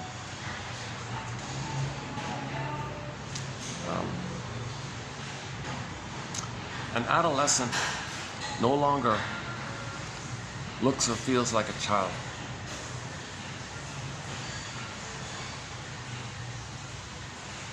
And therefore ceases to fit smoothly into the once familiar context of childhood.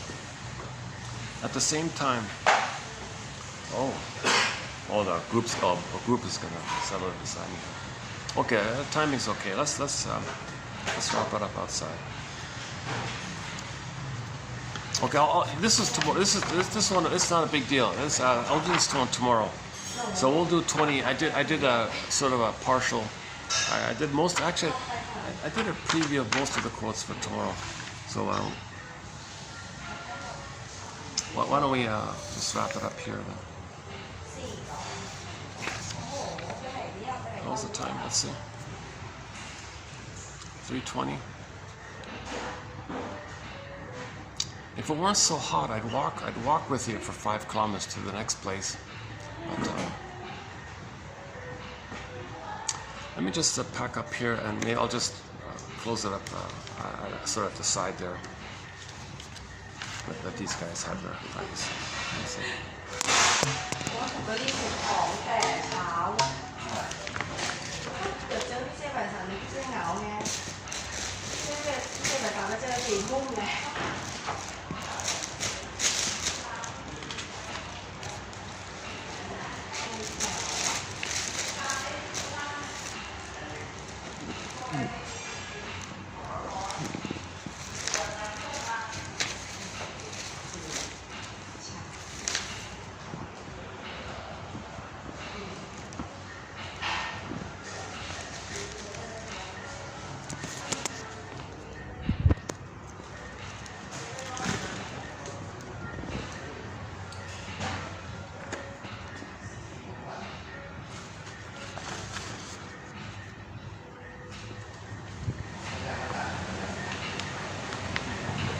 'Thank you, sir. Thank you. Yeah, great.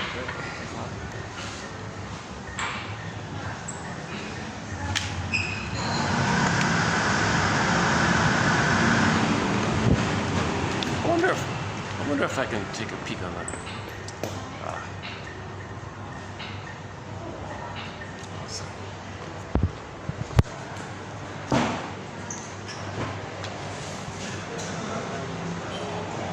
Oh, it's packed here. Oh, it's too busy here. Okay.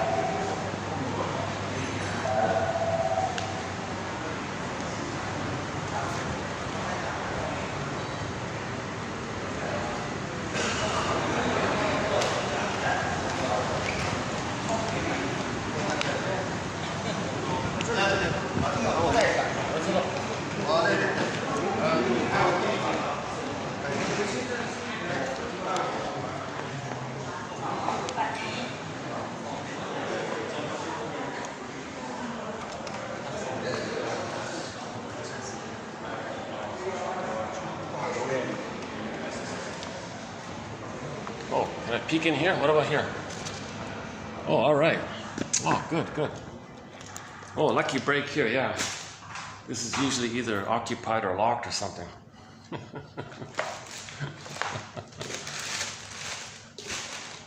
Let us hang out here for a few minutes. Lighting's okay, lighting's doable. Oh yeah, the chairs are okay here, yeah. Okay, let's wrap it up here, yeah. Well, that last quote, it's just about things were normal. In a childhood life, he has his routine, he knows what's going on, he knows who he is. But suddenly the console changes, like we see in the trailer. The construction crew comes in and wrecks the console. What's all this? Well, there's a new developmental identity here. Now you're going to become a teenager. You're making that transition from child to teenager time, right? So Riley becomes 13, right? Begin the young. So she leaves primary school and is going to enter into junior high school or middle school, whatever they call it now. In my case, it was a junior high school. Miserable time. Wow. Both good and bad, I guess. So anyway, so Riley's going to enter into junior high or middle school. That's a whole new kind of like, and plus it's puberty, so the biological changes and things are happening like this, right? And plus her first infatuation. She falls madly in love in the full étoile, maybe, with that Valentina woman we see in the thing. So we'll see what happens there.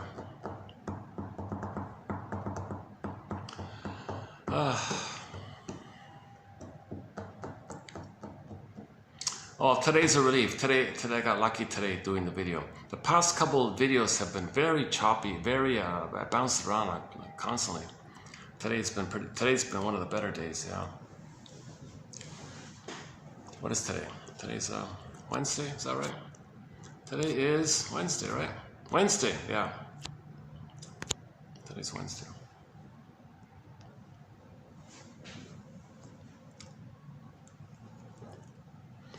Till Tuesday, the band Till Tuesday, we've got 2 of their songs on our soundtrack. Amy Mann's the singer, right? One is called Voices Carry. Hush now, Voices Carry, and what's the other one? Something, love is in it. Call it. She's got 2 hits. One is called Voices Carry, and the other one is called something about love is in the title of the song. That second hit. I Know It Was Love. Was that the one? Call it. That was a while ago, yeah. Voices Carry.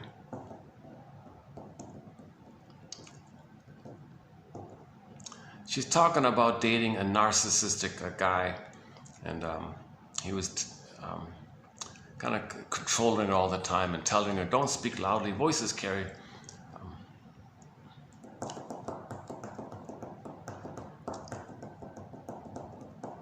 She does a very good cover of the Cars' song, Just What I Needed, with another fellow, with her friend, another guy. Yeah, we have 2 songs by the Cars on our soundtrack. Drive, the one about the alcohol problem, and the one about and Just What I Needed, just for a fun song. Most of the songs have a psychological message. A few are just there for fun. It Must Be Something Psychological, that's a clear one, by Katie Lee, a song called It Must Be Something Psychological. She says it's really quite explainable.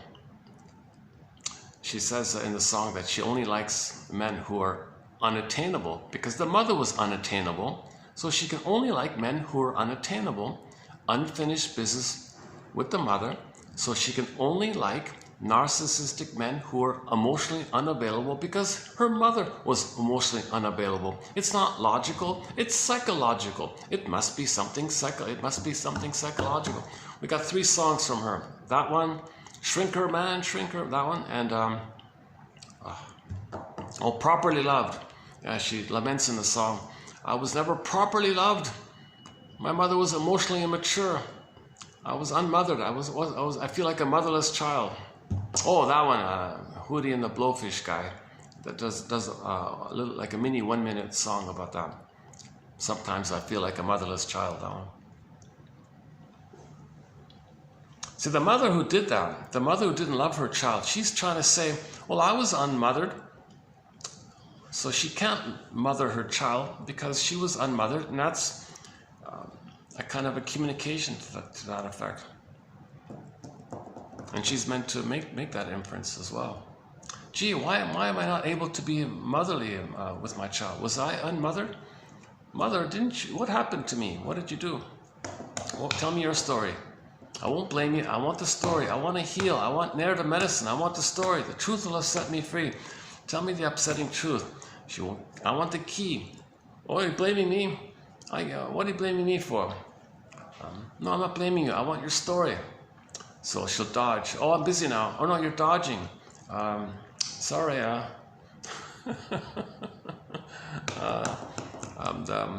Someone's at the door. No, call me back right away. Oh yeah, well, I got no battery. Oh, come on. So the mothers won't voluntarily, freely give the key, you know. Again, the key is under mother's pillow. Okay, in the Iron John story, the soul is locked in a cage. You need the key. The key is under mother's pillow. The metaphor means the mother used the baby to meet her unconscious needs. When the mother uses the baby to comfort her, parentifies the baby, makes the baby a teddy bear, enjoys the oneness. She indulges in the oneness of the baby. The baby is meant to indulge in the oneness with the mother, not the other way around. If it's twisted like this, that's called the Jocasta style of mothering. Okay, then the key goes under the pillow, and the child loses his soul, symbolized as Iron John and the golden ball locked in a cage in the forest. So finally, the protagonist gets to the cage. Where's the key? It's under your mother's pillow. Yeah, so Robert Bly made a huge contribution. Robert Bly wanted to teach. Robert Bly is kind of like Pete Docter. You know, Robert Bly and Pete Docter have something in common. Because Robert Bly is saying, geez, men have zero, or men have very little emotional awareness. So he would say, grief, men, you can call me the grief poet. I'm going to write poems about grief. I'm gonna teach you psychology, but I'm not going to say it like that. Let's talk about some fairy tales. So he taught psychology using fairy tales. Psychology, fairy tales are metaphors for psychology. Myths and fairy tales are metaphors for psychology. They're true on the inside. They represent trauma and all this. So if you tell a fairy tale, you're discussing psychology. And people resonate like this uncanny. I don't know why I'm drawn to this. So why am I so drawn to this? My mother wasn't a wicked witch. Why am I so drawn to this image of a woman being a wicked witch? Because as a baby, it feels like that. Babies who have mothers who are narcissistic or BPD, to them it feels like the mother's a wicked witch. It feels like that. The metaphor, it's how you feel. Right?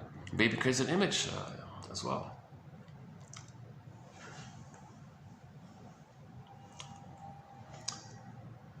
Voices carry. Oh, voices carry. Yeah, that's what happened earlier. Right? I was speaking too loudly. The guy wanted me to go outside.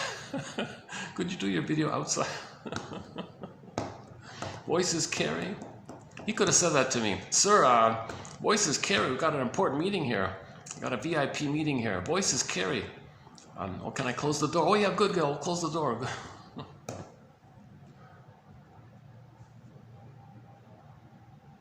You must have been a higher up manager. The other guy was just kind of like the head waiter or something, or maybe a regular waiter. I don't know. But the manager finally opened it. That's okay. Bingo. Voices carry.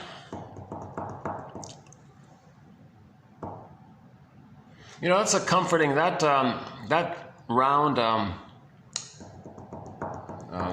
Kind of a stone circular item, whatever it's meant to be, I'm not sure. It reminds me of a drum. It reminds me of a hand drum. You know, I take a kind of comfort on that image. Yeah, I immediately associate that with indigenous cultures and indigenous traditions. Very earthy, spiritual people.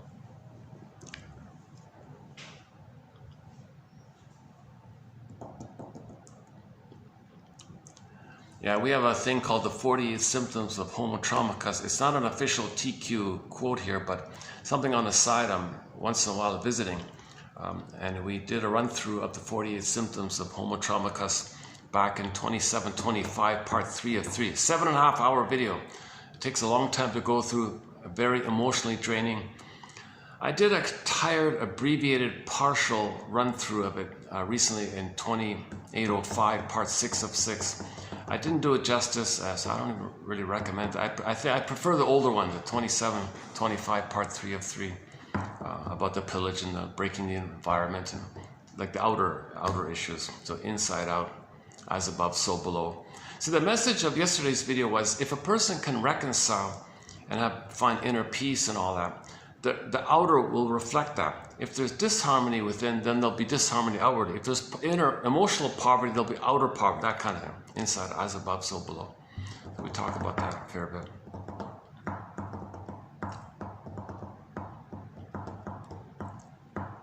I'll try to stay here. Somebody's probably going to come and say, "Excuse me, sir. Actually, it's been good here. That's been okay. No, nobody's ever kicked me out here. That's good. As long as it's unlocked and nobody's in it, I think they're okay." I think I get it. There's no real lobby here. There's no real seats for the guests here. It's a 30-story hotel, nice hotel. They got no lobby basically. Yeah, they got like barely a dozen seats in front of the front desk, and you got this little space here. Maybe that's why they're kind of open like this a bit.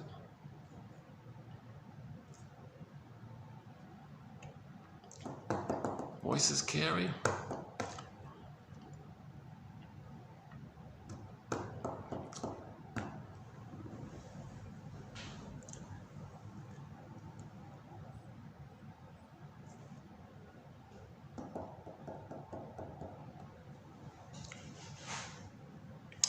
Okay, yeah, should I just wrap it up here?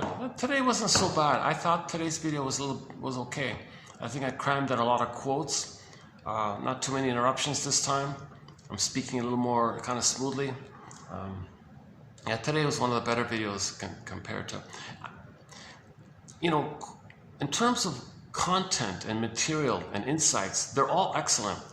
But in terms of delivery, it varies. But in each video, all throughout from day one till now, there's excellent quotes being posted. Oh yeah, what's my favorite for today?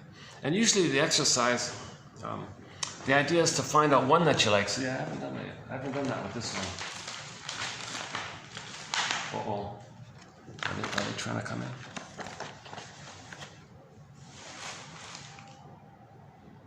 Let's see for today's one.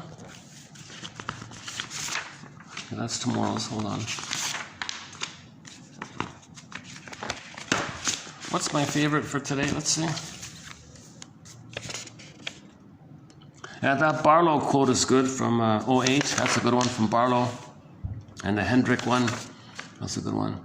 Karen Horney from 07, that's a good one.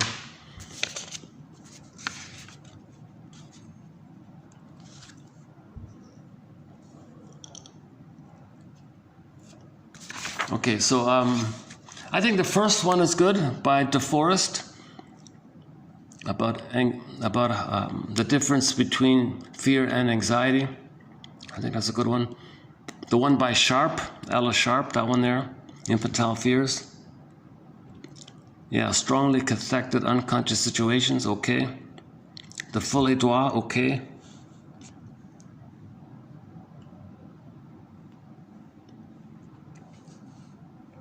Oh, here's another one here. Psychoanalysis has never said that all anxiety is due to psychic situations.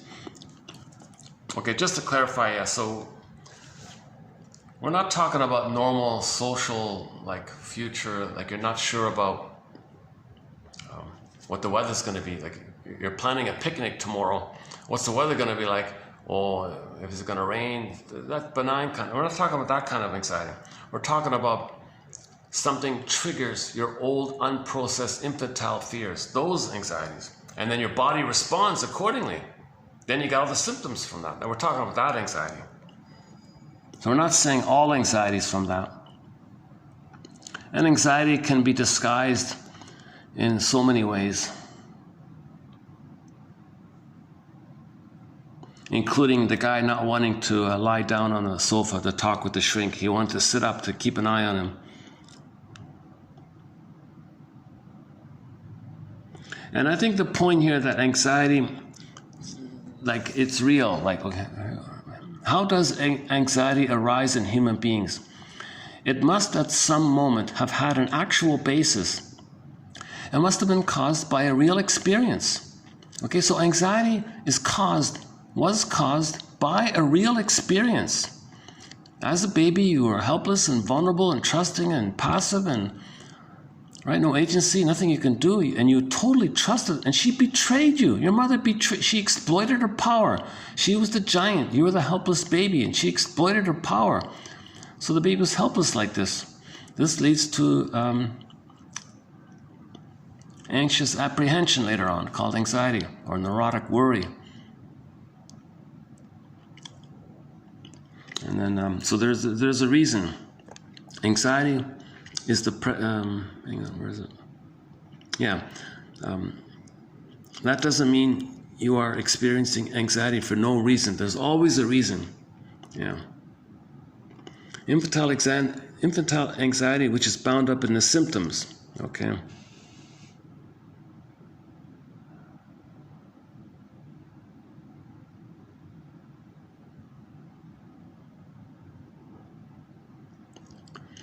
It is probable that all anxiety stems from the unconscious dread that the neurotic transference element in the repetition compulsion may prove dangerously true after all, and not fantastic. So there's the fear. You're seeing your childhood pain in the present, and you think that maybe, oh my God, maybe this is not just a dream. Maybe this is true after all. I'm going to actually re-experience that trauma with the mother in the nursery. And that's part of the anxiety, part of the confusion. That's why it's called neurosis as well. Symptoms are defense against unrecognized excess anxiety. Oh, one young lady separated and developed a skin issue. So the stress of the loss. Oh, hi. Actually, you know what? It's yours. I'm just leaving. Yeah, take it. Come in. Yeah, I'm just finishing.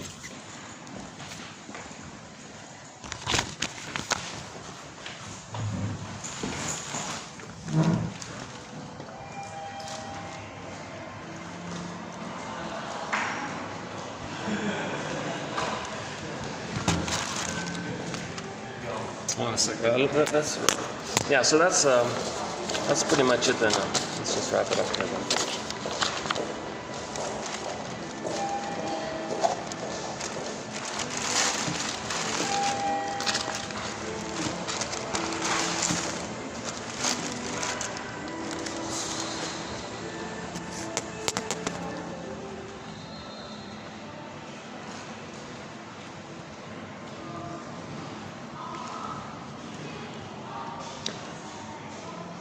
No, I can't go to the outdoor part. There's a conference on the 6th floor has a space, but with an outdoor balcony part. But there's a meeting there, so I won't bother with that.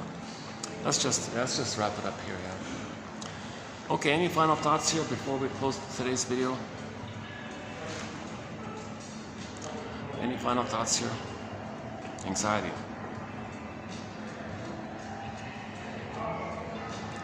Maybe those guys felt anxiety, like they charged in. Hey, somebody's in there. We want to be in here. Kind of startled me a little bit. I'm totally in the wrong, so I voluntarily leave. I'm only a guest of the restaurant. I'm not a guest of the hotel, so I figure they have priority. I'm assuming they're hotel guests, so I go on that assumption.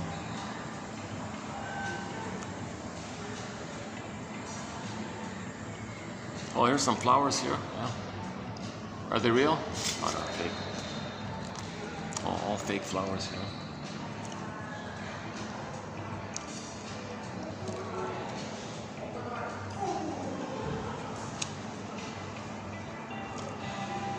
Any final thoughts here?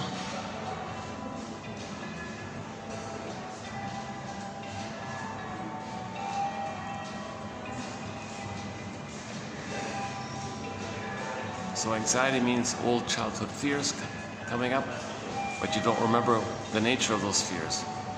But your body's responding nonetheless. That's called anxiety, right?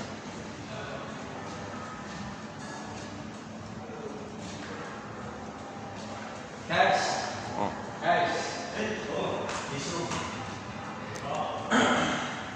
Oh, they got a whole group coming in there. Hold on a second. Maybe I can just wrap it up here. What about just right here? Oh, they got a whole full meeting in there. Oh, okay. That's why he was being kind of demanding. Any final thoughts? Oh, that's with the mirror. Oh, that's fun. And there's a mirror behind me, so you're seeing the reflection. And then what you're seeing is in front of me there, right? Like that. So you're seeing that through the mirror, right? Okay. I'm being a little silly here. Is that my anxiety closing up the video? Maybe I feel separation anxiety. I'm talking to my imaginary audience here, and I'm going to shut the video. There'll be a little separation there. Does that trigger the separation from the womb? Am I unconsciously feeling the pain of the birth, like when I close the video? I don't know. Janov would say, I think so. Otto Rank, that's Otto Rank's theory about birth trauma. It sets the prototype of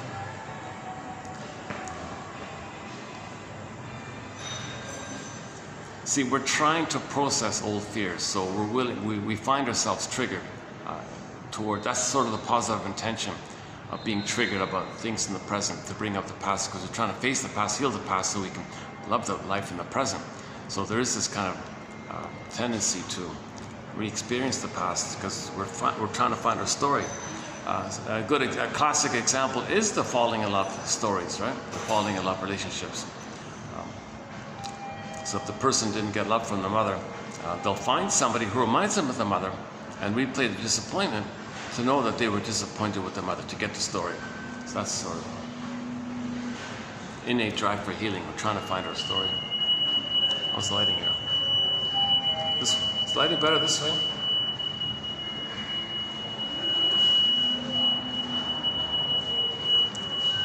Why don't we close up? Yeah, let's close up outside. Somebody's, what is that? Somebody's alarm or something?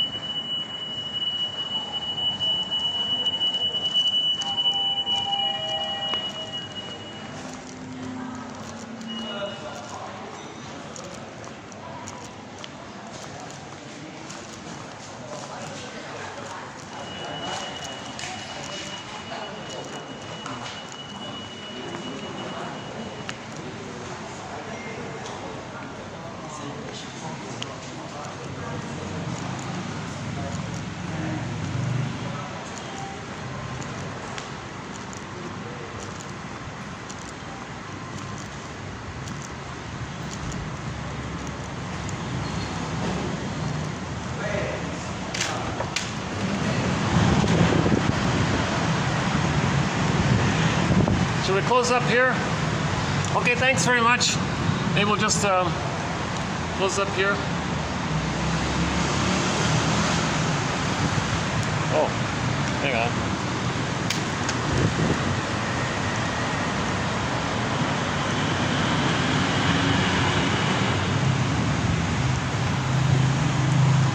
This is the outdoor area the guy wanted me to go to, this outdoor area here. It's way too hot out.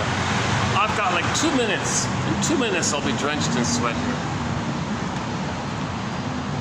Plus, there's no light. There's no real good lighting around here. Right? What about this? Does that work?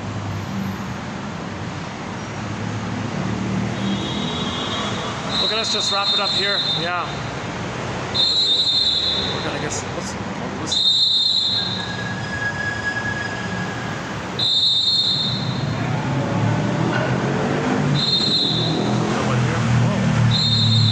it's hot around here. What about over here?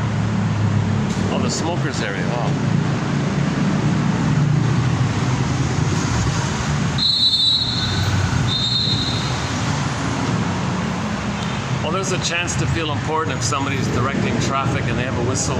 They can keep it a few extra times to feel important. So let's see, let's wrap it up here. Yeah, no final, I have no special final concluding thoughts here. I keep hoping for a joke, or I want to end up on some with some levity or a new song or something.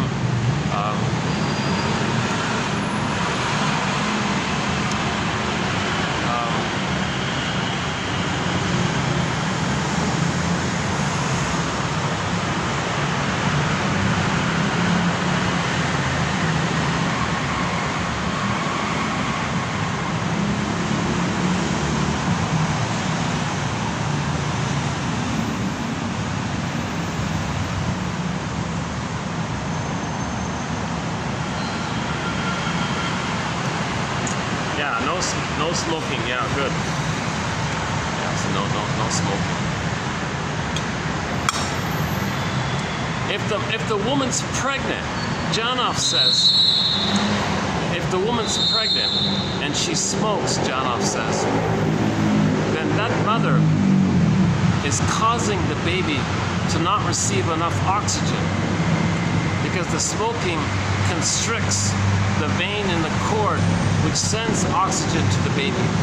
So if the mother smokes while she's pregnant, she's causing the baby inside to suffocate, basically. So pregnant women should not smoke, drink, pills, heavy metal concerts, arguments, watching scary things. She's got to be in a good mood and let the baby have paradise inside. She shouldn't argue because voices carry. Whistles carry. Voices carry. They just had two hits, that one and the love one. It must be love or something. It must have been love or something.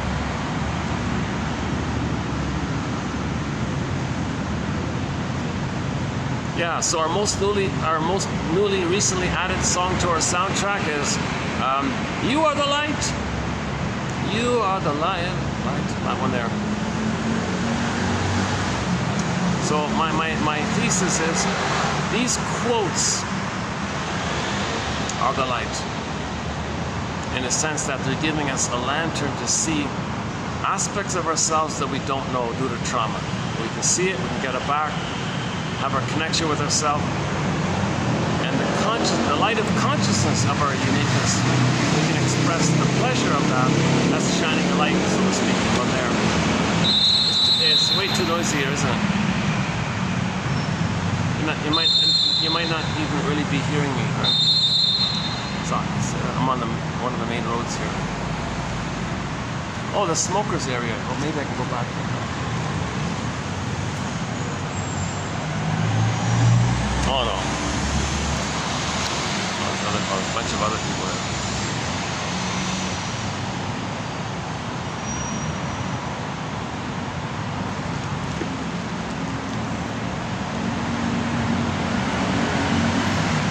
Okay, let's continue in the next video to add some more quotes to anxiety. We did a preview of many of them in this video here. I thought today's batch wasn't bad. I hope you found one quote useful or helpful.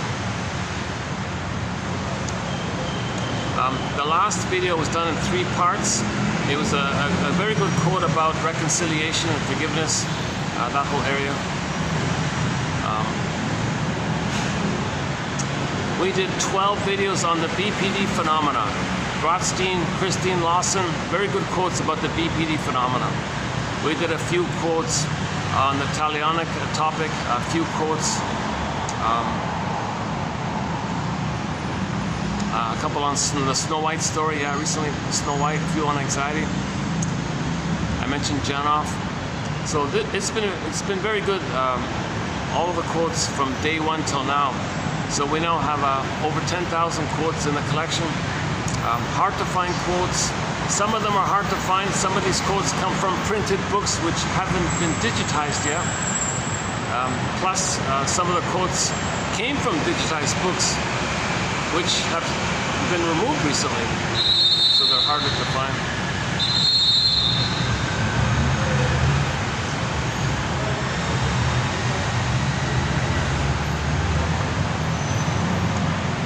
poor guy's eardrums must be frailed or something.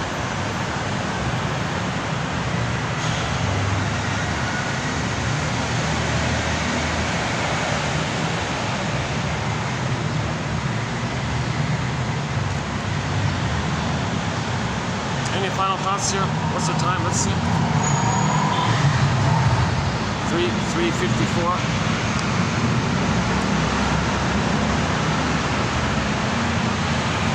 If I had the laptop, I could run through some of the quotes from the collection.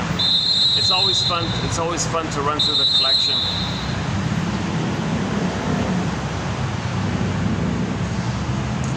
Oh my goodness, I'd hate to be like the shop owner in front of him. He does that every day, all day long. Oh my goodness. There's a restaurant in front of him. What else?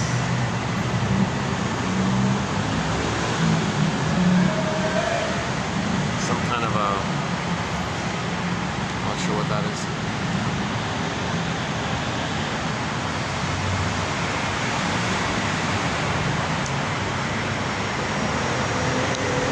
Tell you the truth, the Voices Carry song is in my mind right now by the band. Till Tuesday, till next video, till next time. Yeah, Robert Bly's advice: your mission, should you choose to accept it. Read psychology every day for 10 minutes.